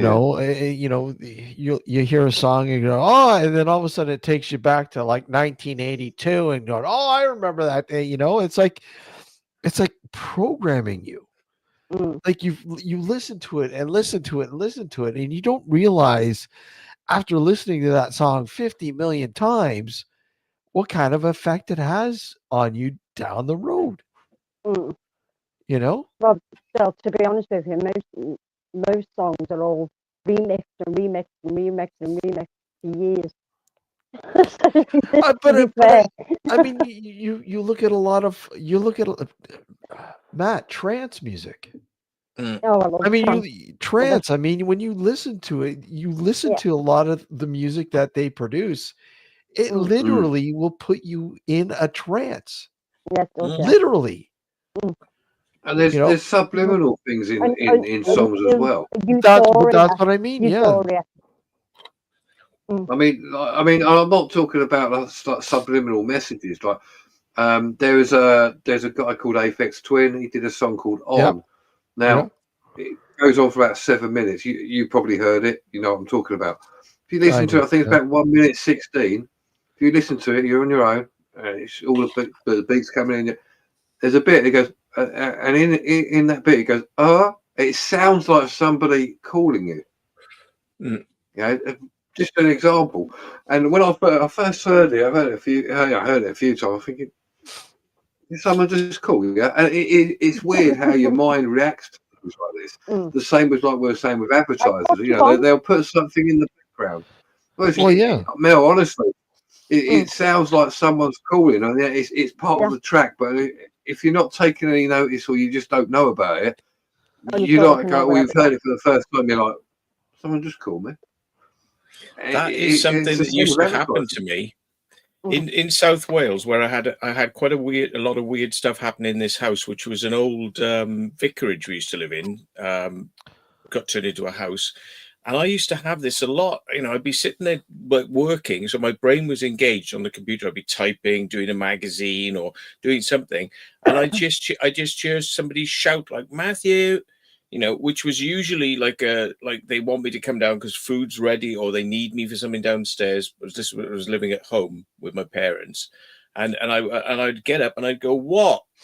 You know, by the door, and there was no reply. And I'd go downstairs. I go, "Did you just call me?" And they're like, "No." And I'm like, "Really?" And this happened a lot, and I was like, what the fuck, you know, because I'm busy. Maybe I've got the music playing as well, so I'm like, my mind is fully engaged listening to music, and this has happened a lot. And you know, to the point where, you know, like enough times I'd come in and said, "So you just didn't call me?" And they're like, "Nope." I'm like, what the fuck, you know? And that happened. And I mean, I remember waking up. The witching hour thing was a thing for me as well. I'd be waking up at 3 o'clock in the morning, and shit was happening. And I was having like people. I say people, but somebody was like tapping on my glass window. You know, like, and we had a patio door, and I'd get up and open the door, and there'd be nobody there, and I'd climb up and look over the back garden wall to make sure there's nobody running away. They're like playing a trick, you know. But it was like a sort of proper sort of like. You know, I was like, fucking, what the fuck's going on here? You know, and a lot of stuff like that was happening to me in that house. Weird. Very strange. The Phantoms of Yore have done experiments at sites where they've invited musicians in to play live on location, you know, and getting some interesting results. And yeah, we've done that as well. I mean, we've had people play pianos, xylophones, you name it, to spark some some sort of reaction. But I mean, one thing that our good friend Michael Esposito, Alex, had told me, run an experiment where we would bring children in to play with like toys, like kids playing with the toys, and record them as they're playing the toys, and the laughter and the talking and the noises that they make, period, and record it, and then bring it back into that location when you investigate it, and play it back to see if it kind of sparks a reaction. And we've actually done it a couple times, and it's actually been quite unique, pretty interesting results. It's like you replay their time. It's like if you go into a location. That energy's that was captured through the recording is played out again. And because I mean, that particular location, it was all about, the thought that there was kids or children that were kind of interacting with you and sort of making themselves known through EVP, but hey, let's kind of run with that. And it was actually good. Hey Gary, how are you? You trigger it off, don't you? It's like you reenact the way they used to be. or dress up how they used to be, like in Victorian clothing. Or... Gary's absolutely right. I mean, this is absolutely, Gary, absolutely. We were at RAF base, disused, just a shell of a few old buildings, and Andrew has this thing. He does a death whistle because he says that helps kind of like get the energy going. I remember this. I remember this. Yeah, and then also, he said that this place had been bombed. This particular airfield had actually taken a bomb hit. I can't get it to work. You've forgotten how to blow, Steve. Steve, there's a knack to it. You have to blow it with like your lips, like. See, Melissa knows how to blow it. Sorry, Matt. Go ahead. Sorry. Yeah. Your head off. Yeah.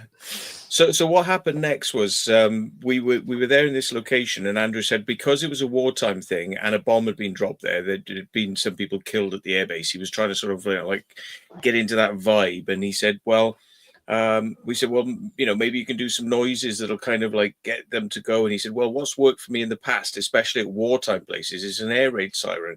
So he called up an air raid siren on YouTube and played it. And no sooner had he sort of like done this air raid siren and pressed pause, we heard footsteps, which sounded like, and like running down the corridor. Heavy boots.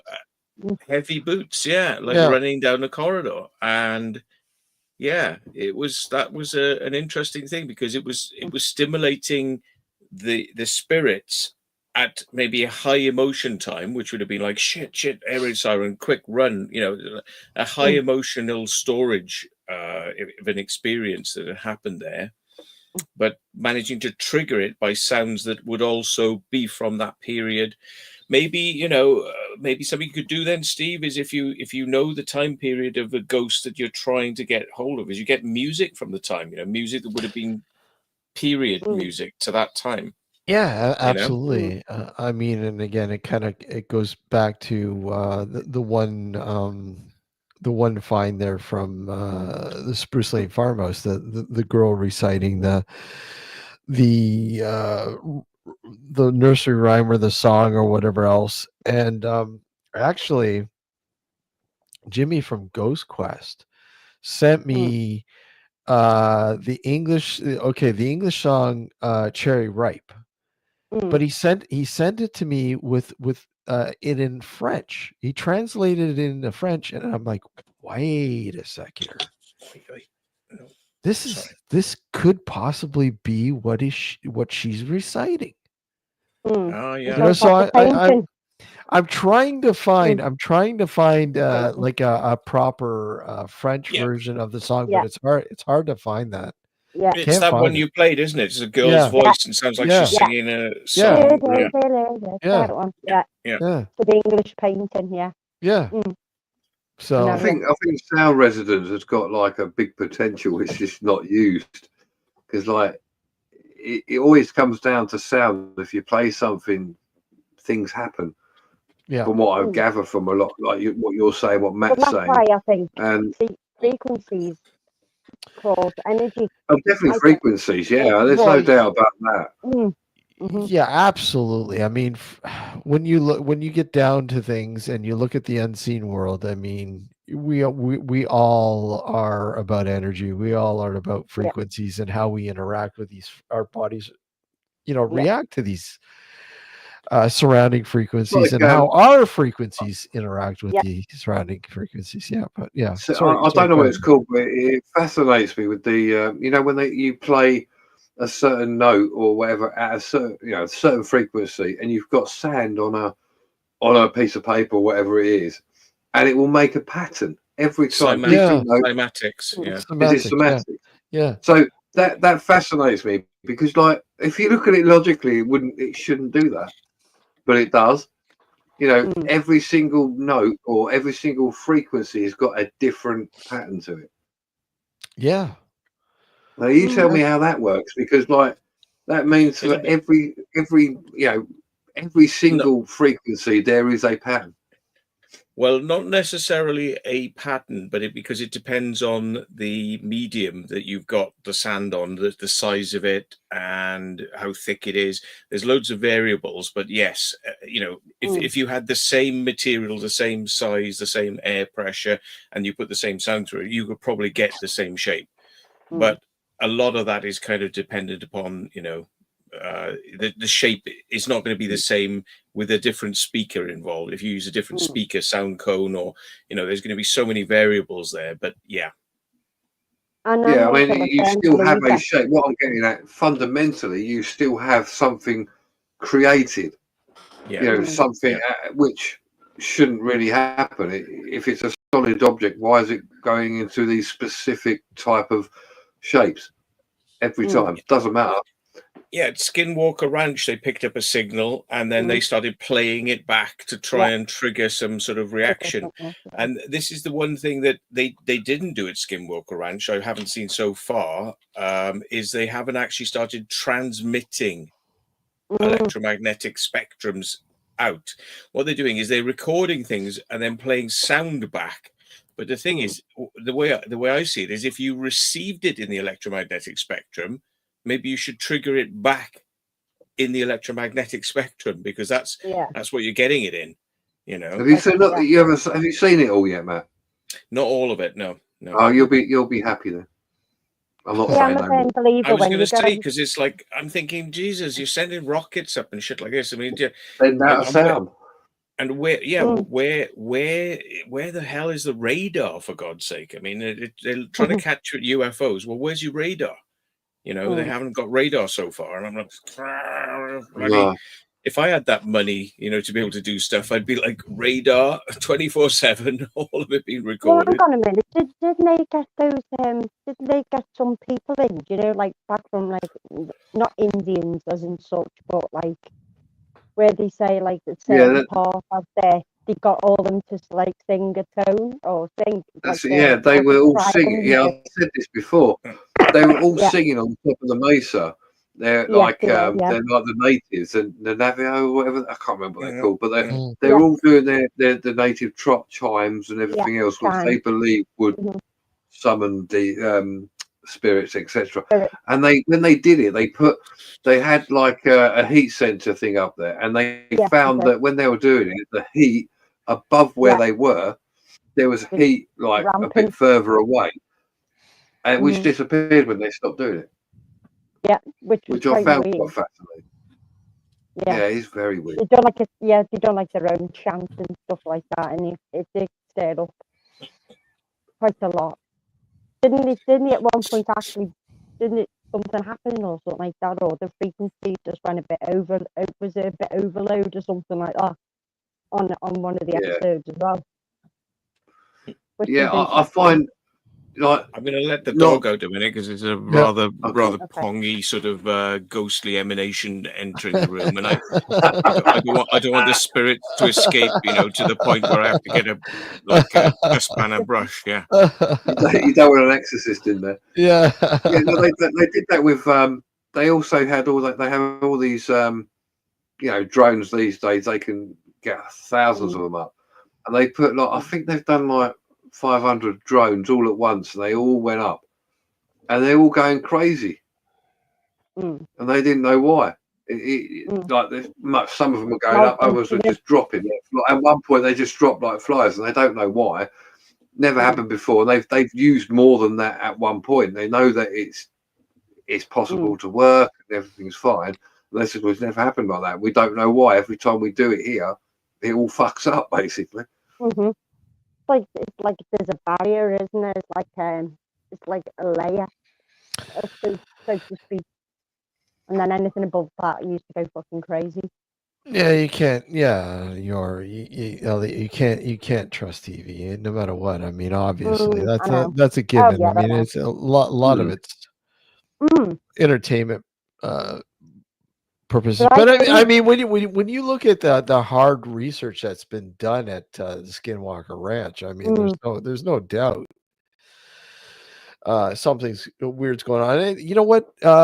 Not too far from that ranch is what is it? A Frog Lake. Yeah, there's quite a few, isn't there? It's dotted around quite a few. Yeah, which that's another entertain interesting phenomenon. site there. That's really come out of the woodwork. That Just get the frogs to sing, you know? yeah, well, the frogs came out of nowhere. They couldn't. They didn't understand why these frogs showed up the way they did.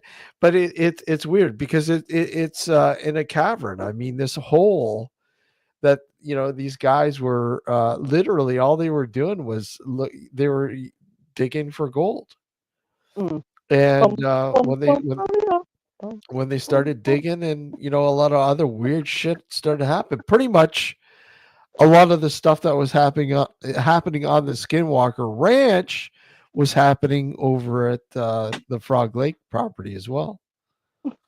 So whatever. It's a strange place as well, like you said, because it's that valley, right? It's that whole valley. Yeah, it's not just something they've come across and gone, "Oh, we'll do this here." What's his name? Bigelow. He owned it before, and there was a lot of military, top secret, still not being released military stuff. What happened there? And now they're doing other bits and pieces as well, and they're finding shit all the time. I think there's definitely something. I mean, you've got to take into account. They edit it in such a way to think they're getting it all the time. Ramp it up, yeah. But some of the stuff they've recorded and done, I think is quite credible. Well, yeah, and I do relate to Elliot's the Phantom of yours concern there. I mean that's a given. Equipment does trigger off, all sorts of other stuff. I mean when you you have sensitive tools that you employ to try to understand what's going on. I mean, that's exactly what you're doing. You're trying to understand and reasoning because I mean, let's face it, a lot of these tools aren't made for ghost hunting. No, they're there to simply give you a base reading on. Well, not entertainment, but they're there for a reason, and it's there to literally understand what is going on, right? Like within the means of these tools.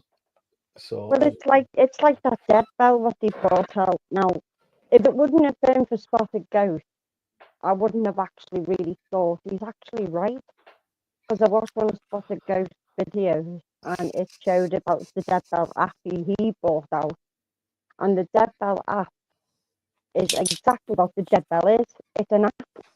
If you take the dead bell apart, there's a little tiny microchip about that big, and it's black, and it's just programmed with one app inside it. And you just say a normal bell, you just hit the bell on it, but then it's meant to have EMF. But you could go like that round with the dead bell, and it wouldn't go off near anything electrical. But if you've done a certain thing next to it, it might go off. But then it made the point is that the dead bell is actually an app. It's just stored inside the bell, and they charge a fortune for it for the dead bell. Yeah. To me, it's just a normal bell would do. Still the same thing. Just put a normal bell in. Just do what they used to do, the dead ringer, right? Put that long string, just in case the person that you bury is not dead. It's like couples. Get me the fuck out of here! Get me out of here! Just use a normal cat ball, just not the flash. Just use a normal cat ball. I mean, what would you do if you're like in a dead sleep and then all of a sudden, you hear this just fucking screaming coming from nowhere?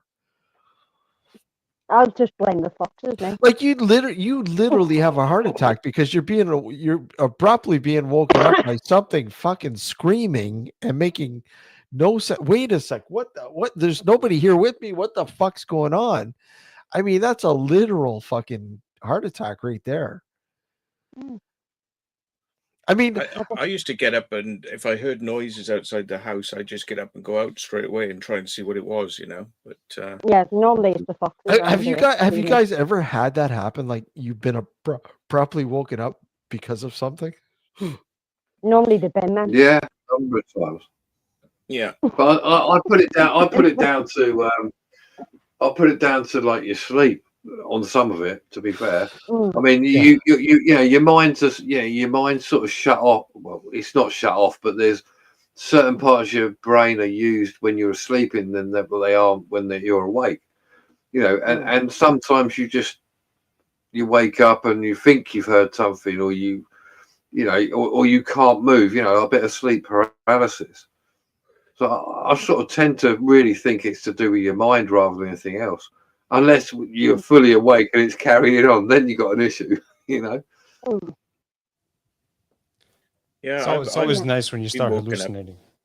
Yeah, I've been woken up and kind of thinking like, why am I just sitting here so awake? You know, because it's like you're in a deep sleep, and all of a sudden it's just like woken up, and it's like I'm fully awake. Like, doesn't feel like I'm tired at all. And I'm like, what the hell's going on? And I'm look across the room, and there's a figure standing there, and I'm like, whoa. And then the figure disappears, and then I'm like, oh, I feel tired again now. Well, I'll go back to sleep. You know, and it's kind of like trigger events. You know, like I say, that happened to me one night. I woke up and I was like, why am I so awake? Why am I so awake? I'm just sitting there like quietly thinking about it. And then the dog starts barking. And that used to happen a lot. The dog would start barking. So I'm thinking, did I wake up because some loud sound woke me up and then woke the dog up, you know? But it's kind of like there was a delay. You know, you'd think that it would be the dog would start straight away, you know? Yeah, and you'd hear it as you woke up, the dog barking. Yeah, you know, and yeah, so I suppose I have had a lot of events like that, really. And I mean, one thing I've had, which I'm not saying is ghostly at all, and I think this is definitely like a kind of mental thing, really, which I can't explain. It's not paranormal, but I would wake up thinking that I'd heard the doorbell. And I would be, but it happened so many times to me in that bed right there. Wake up and I'm like, the doorbell, and I go downstairs, there's nobody there, and I'm looking up and down the street thinking, what the fuck, you know? And then eventually I realized that, and I could catch it in the dream state. When I hear the doorbell, the difference between the real doorbell and the brain doorbell is that the brain doorbell went ding ding, right, and the real doorbell would go ding ding and fade away. And the one in the brain that I was getting woken up with was a ding, and it was cut off. There was no reverb. Yeah. So I would ignore the ones that didn't have the full reverb because I knew it wasn't. I kind of go, oh, that was one of those again. That was one of those again. Shit. You know, and I was having that a lot. Now I've got I've disconnected that doorbell, and I now have an actual radio doorbell in my room, which is really fucking loud, you know. I mean, and I haven't had it since. It's kind of gone away now. But it was something to do with the bells, and a ghost trigger. I mean, is like bells is a ghost trigger as well. So I don't know if anyone's kind of like, I think they used to ring the church bells, didn't they, because of spirits, you know. It was kind of like something they used to do, you know. And I remember years ago being abruptly woken up by what sounded like a terrifying, like a woman screaming. And I'm like, what the fuck? Like, and this was when my sister-in-law had been staying with us for a few days, and I thought, holy fuck, somebody's in the house. Somebody, like, what the fuck's going on, right? And literally, what it was whatever nightmare I had going on, it literally bled into my consciousness. And that scream bled through into thinking, okay, that was like actually real, but it wasn't. It's a state when you're in an REM and then you sort of you're coming out of it, and then you wake up, and you're still sort of halfway in between, isn't it? So you think that it's happening, and then you come to your senses and think, oh, actually, no, it didn't. And you look around, it hasn't happened. Yeah, because you're all freaked out because you're like think it happened, but no, it didn't happen. You're just like, oh, okay, well, I'm just gonna check. Like, you know how you said, Matt, you know, when you hear something outside, you go and check right away, right? I mean, it's like that when, you know, again, when, you know, you're just sleeping, then all of a sudden you wake, you're woken thinking that you heard something, and it's just something that kind of bleeds through into your consciousness, and you're like, oh, I thought I heard somebody trying to open the, you know, the door or something or whatever, and you're like, oh fuck, I gotta check. No, that's I've had that. I've actually had that when I've been lying in bed and I've sort of been asleep, and then I thought someone's trying to get in the back door. I've physically heard it, and I'm like, right. And I've jumped out of bed. I've gone down the step. No one there. Nothing. The door's locked. There's no one. No one could have got in the back garden, etc. And you think to yourself, did that really happen, or is that you? Is it just your mind? And it's quite a weird. It's quite weird to explain, but it's quite weird to sort of think that your brain can play those tricks on you to the extent that you think it's real. Yeah, exactly, Neil. Damn deep sleep dreams, alternative world, fucking sleep demons. That's what they are. They're demons. Speaking of sleep, I'm gonna hit the sack. All right, Alex. All right. All right, Alex. Take care, Alex. Take care, everyone. Night, Have a good Night. night. Bye. Bye. Night. Bye. I should be going shortly. Yeah, it's just because it's like what it's what like 1:10 your time, isn't it? 1:10. Oh, it's past my bedtime. Yeah. Yeah. I'm gonna say, John, what the hell's going on here, man? Oh, I'll be the free radical. Fucking sort it. That's it. Frank Trigg says he's woken up many times hearing a woman screaming, and it's always turned out to be a fox. Yeah. Yeah, and I mean that's they're eerie when you hear them, right? Yes, they are. They do sound human. They do sound like like a female screaming. They sound like a human screaming. Yeah. There is like a pack of them on our estate. Yeah. Because obviously they come inland, obviously for food, obviously. But they do live quite local, and you see them running around about. They're coming out earlier and earlier all the time. See them out about 6:30 at night. They're out and about, strolling the street, going in bins and stuff, you know. But you hear them chattering away, like they have like a mother's meeting sort of thing, like in the middle of the street, and they go, right, you go that way, you go that way, you go that way, and I'll go this way, and then they just all go and take off. Just like chattering away to each other. And then all yeah, I've got loads of foxes. You know, you hear. I have one. It's either a cat or I've seen a fox go across the top of my roof here, and when they make noises like you were saying, they screech, and it sounds like it's someone in trouble. And I've heard it before to the extent of like thinking I've had to listen and think, right, okay, is that someone or is that just an animal? And you have to sort of take it in, because otherwise you'll be hunting the streets for somebody who's not there.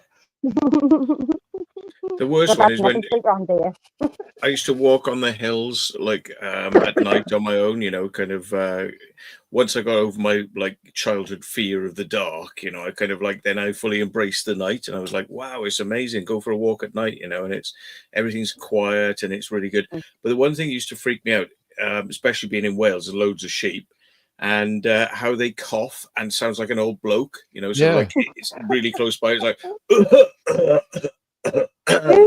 you know, and they sound like a human. Bend over and cough. Yeah. Yeah. And it's like, you know, oh yeah, it coughs like an old man, you know. And but we had a field of sheep right behind my house in South Wales, and fuck me, they were bastards. I mean, they'd be all night long, like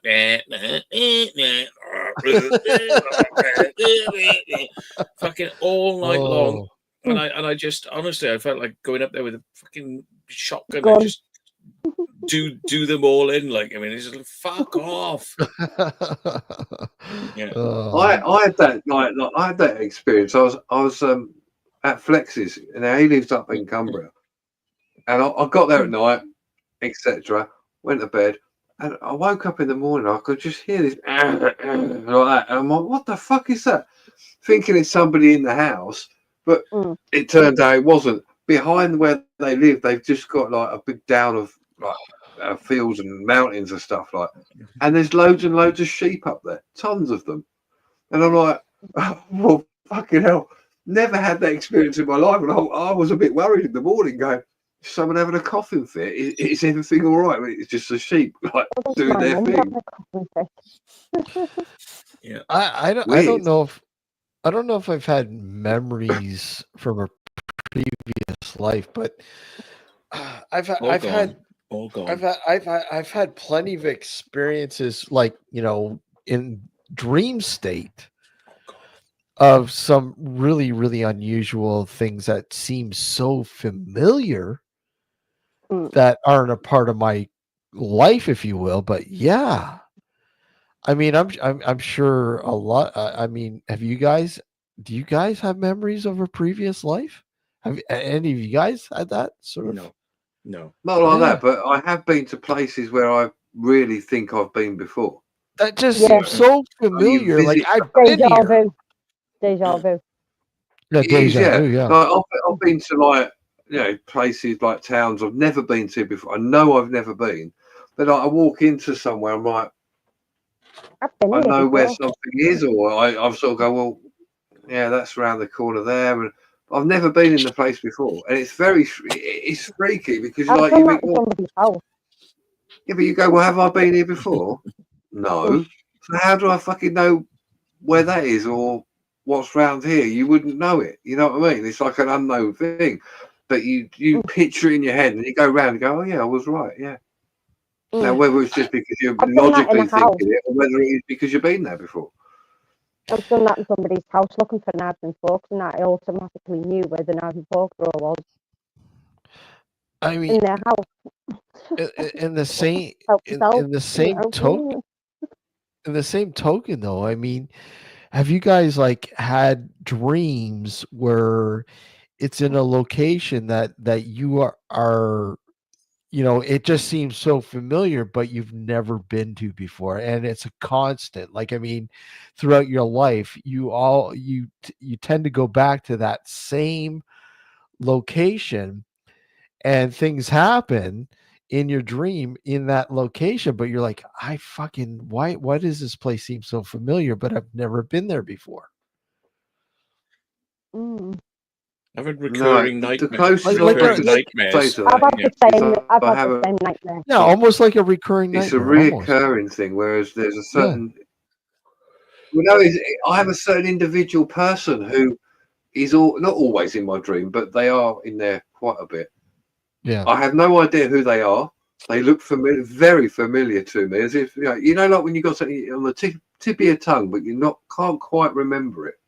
Yeah. It's like that. You can't quite remember where I know them from and why I recognise their face, who they are. Why the hell but I've had that a lot, and I never know who it is. So what was that, Mel? And you're wondering why the hell are they in your dreams? Yeah.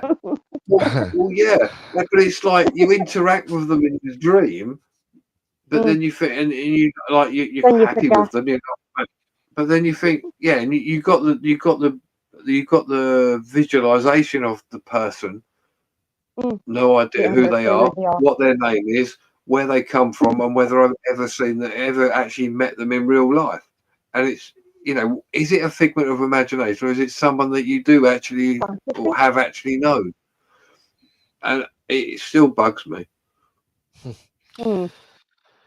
Yeah, I've had the same nightmare, and it's not a nice nightmare. Put it that way. And funny enough, it's from Bidston Hill. Ooh, what a surprise! I used to have a recurring nightmare when I was a kid of being taken down into an underground tunnel and walking along this tunnel, and I was being escorted by two blokes who were dressed in suits, and they were walking me into this and then I came out this huge chamber, it was like massive cathedral-sized chamber that had a shed in the middle of it, and it was and then they walked me towards the shed, and then I see an injection going in my arm, and then I just feel like the roof has collapsed in on me, like everything's like I've been crushed. Yeah, and that would used to happen a lot, and I could never see the faces of the people who were walking me in. It was like I couldn't look up, I couldn't see them. I just knew they were there to the sides of me, and I was being walked in. That was weird.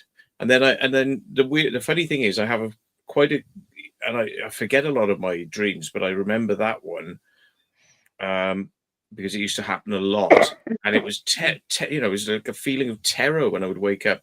And then years later, I end up looking into UFOs and Men in Black, and a lot of it happens to be connected with a base that has underground tunnels. You know what I mean? And it's kind of like, yeah. So I'm kind of foreshadowing, my later life experiences. I wasn't even into UFOs, aliens, and didn't know anything about Men in Black when I was that young. So Frank was saying he has the odd smell of roses in his flat sometimes. He can't explain it. I've had that too, where I've woken from a sleep and had this overwhelming, like floral, rosy sort of scent that just, it's so familiar, but yet I can't explain it. And there's no flowers or air fresheners or anything like that would give off that scent. It didn't make sense. You know what, I've had and still do occasionally, not only in this house but my previous, of a smell of like pipe tobacco. Now, never smoke in this house at all. Yeah. So the only place I really smell is out here. But I've just thought it's me, because like sometimes you just smell things, you think, it's just your senses being a bit silly. But I've had my partner said before, she said, have you been smoking in the house? I'm like, no, I haven't had no. She goes, just smell strong pipe tobacco. And it turned out that her dad used to smoke a pipe of tobacco, and she's got the ashes in the house. Oh wow. Which is a bit, so that's a bit weird. I don't know why it would happen in the other house before I even sort of got with her, but like it's very strange, because I'm not the only one who's actually smelt that. I'd put it down to myself thinking, it's just my nose. But for someone else to do it, and even children at some point have said, who's been smoking in the house? And we're like, no. And it's always on the stairs. So it's not like all around, it's always on the stairs or just on the landing. Where's his ashes? In a cupboard upstairs. And I mean that smell is so distinctive. It's like that. It's hard to explain the smell, but we all know what it smells like. Yeah, it's so distinctive. Yeah. I got a smell now, and it's the dog, and she keeps on farting, and that to me tells me if I don't take her out, she might end up having an accident in the house. So I may have to go for a walk with the dog, I think. Yeah, we'll end this. It's been great. It's been fun and a great conversation. Paul messaged me back and he said thanks. Yeah, well, you know what? Thanks to Karl for coming on. I really, really appreciate it, and I do look forward to having him on for an actual. Yeah, he will do. Huh? He will do. Yeah. It'd be great to have him on to do a full interview. So, this is still well, some of it's going to be played on the New Visions Radio Network this Sunday night, guys. minus Matt's owl experience. Yeah, that bit. Owl and poop. No, I'm just kidding. No, we're good. That's what I love about this network. They're no censors, man. I love it. Good. But that's going to be played this Sunday night, 9 p.m. Eastern Standard Time to 11 p.m. here in Canada and in the US, the Eastern Standard Time, and at 2 a.m. starting 2 a.m. in the UK. Yeah. Yeah, I know. I mean, it's funny because when we first started broadcasting, we were broadcasting between 11 p.m. and 1 a.m. here. So what's that, like 6 a.m., finishing up at like 6 a.m. UK time or something? I don't know, something like that, some crazy thing like that. But yeah, guys, thanks for coming on. It's John, great to have you, and Matt, it's always great to have you on, and Melissa, thank you. I always appreciate it, and you guys are always welcome on the show. I'm always in the stuff anyway. Yeah, but you guys are always welcome, and I love. It's great. It's a good it's a good intellectual talk as well. Yeah, exactly. Yeah, besides a little bit of funniness, but I suppose you've got to, haven't you? Yeah. But guys, take care, and to all our American friends there, happy Thanksgiving, by the way. Thanksgiving in the US. But guys, take care, and hi, Angel. Party comes, gotta go out. Yeah. All right, guys. Come on, Dad. All right, cheers. Thank you, Steve. Take care, guys. Bye-bye. Bye-bye. Bye. Thank you. Bye. Bye. Bye.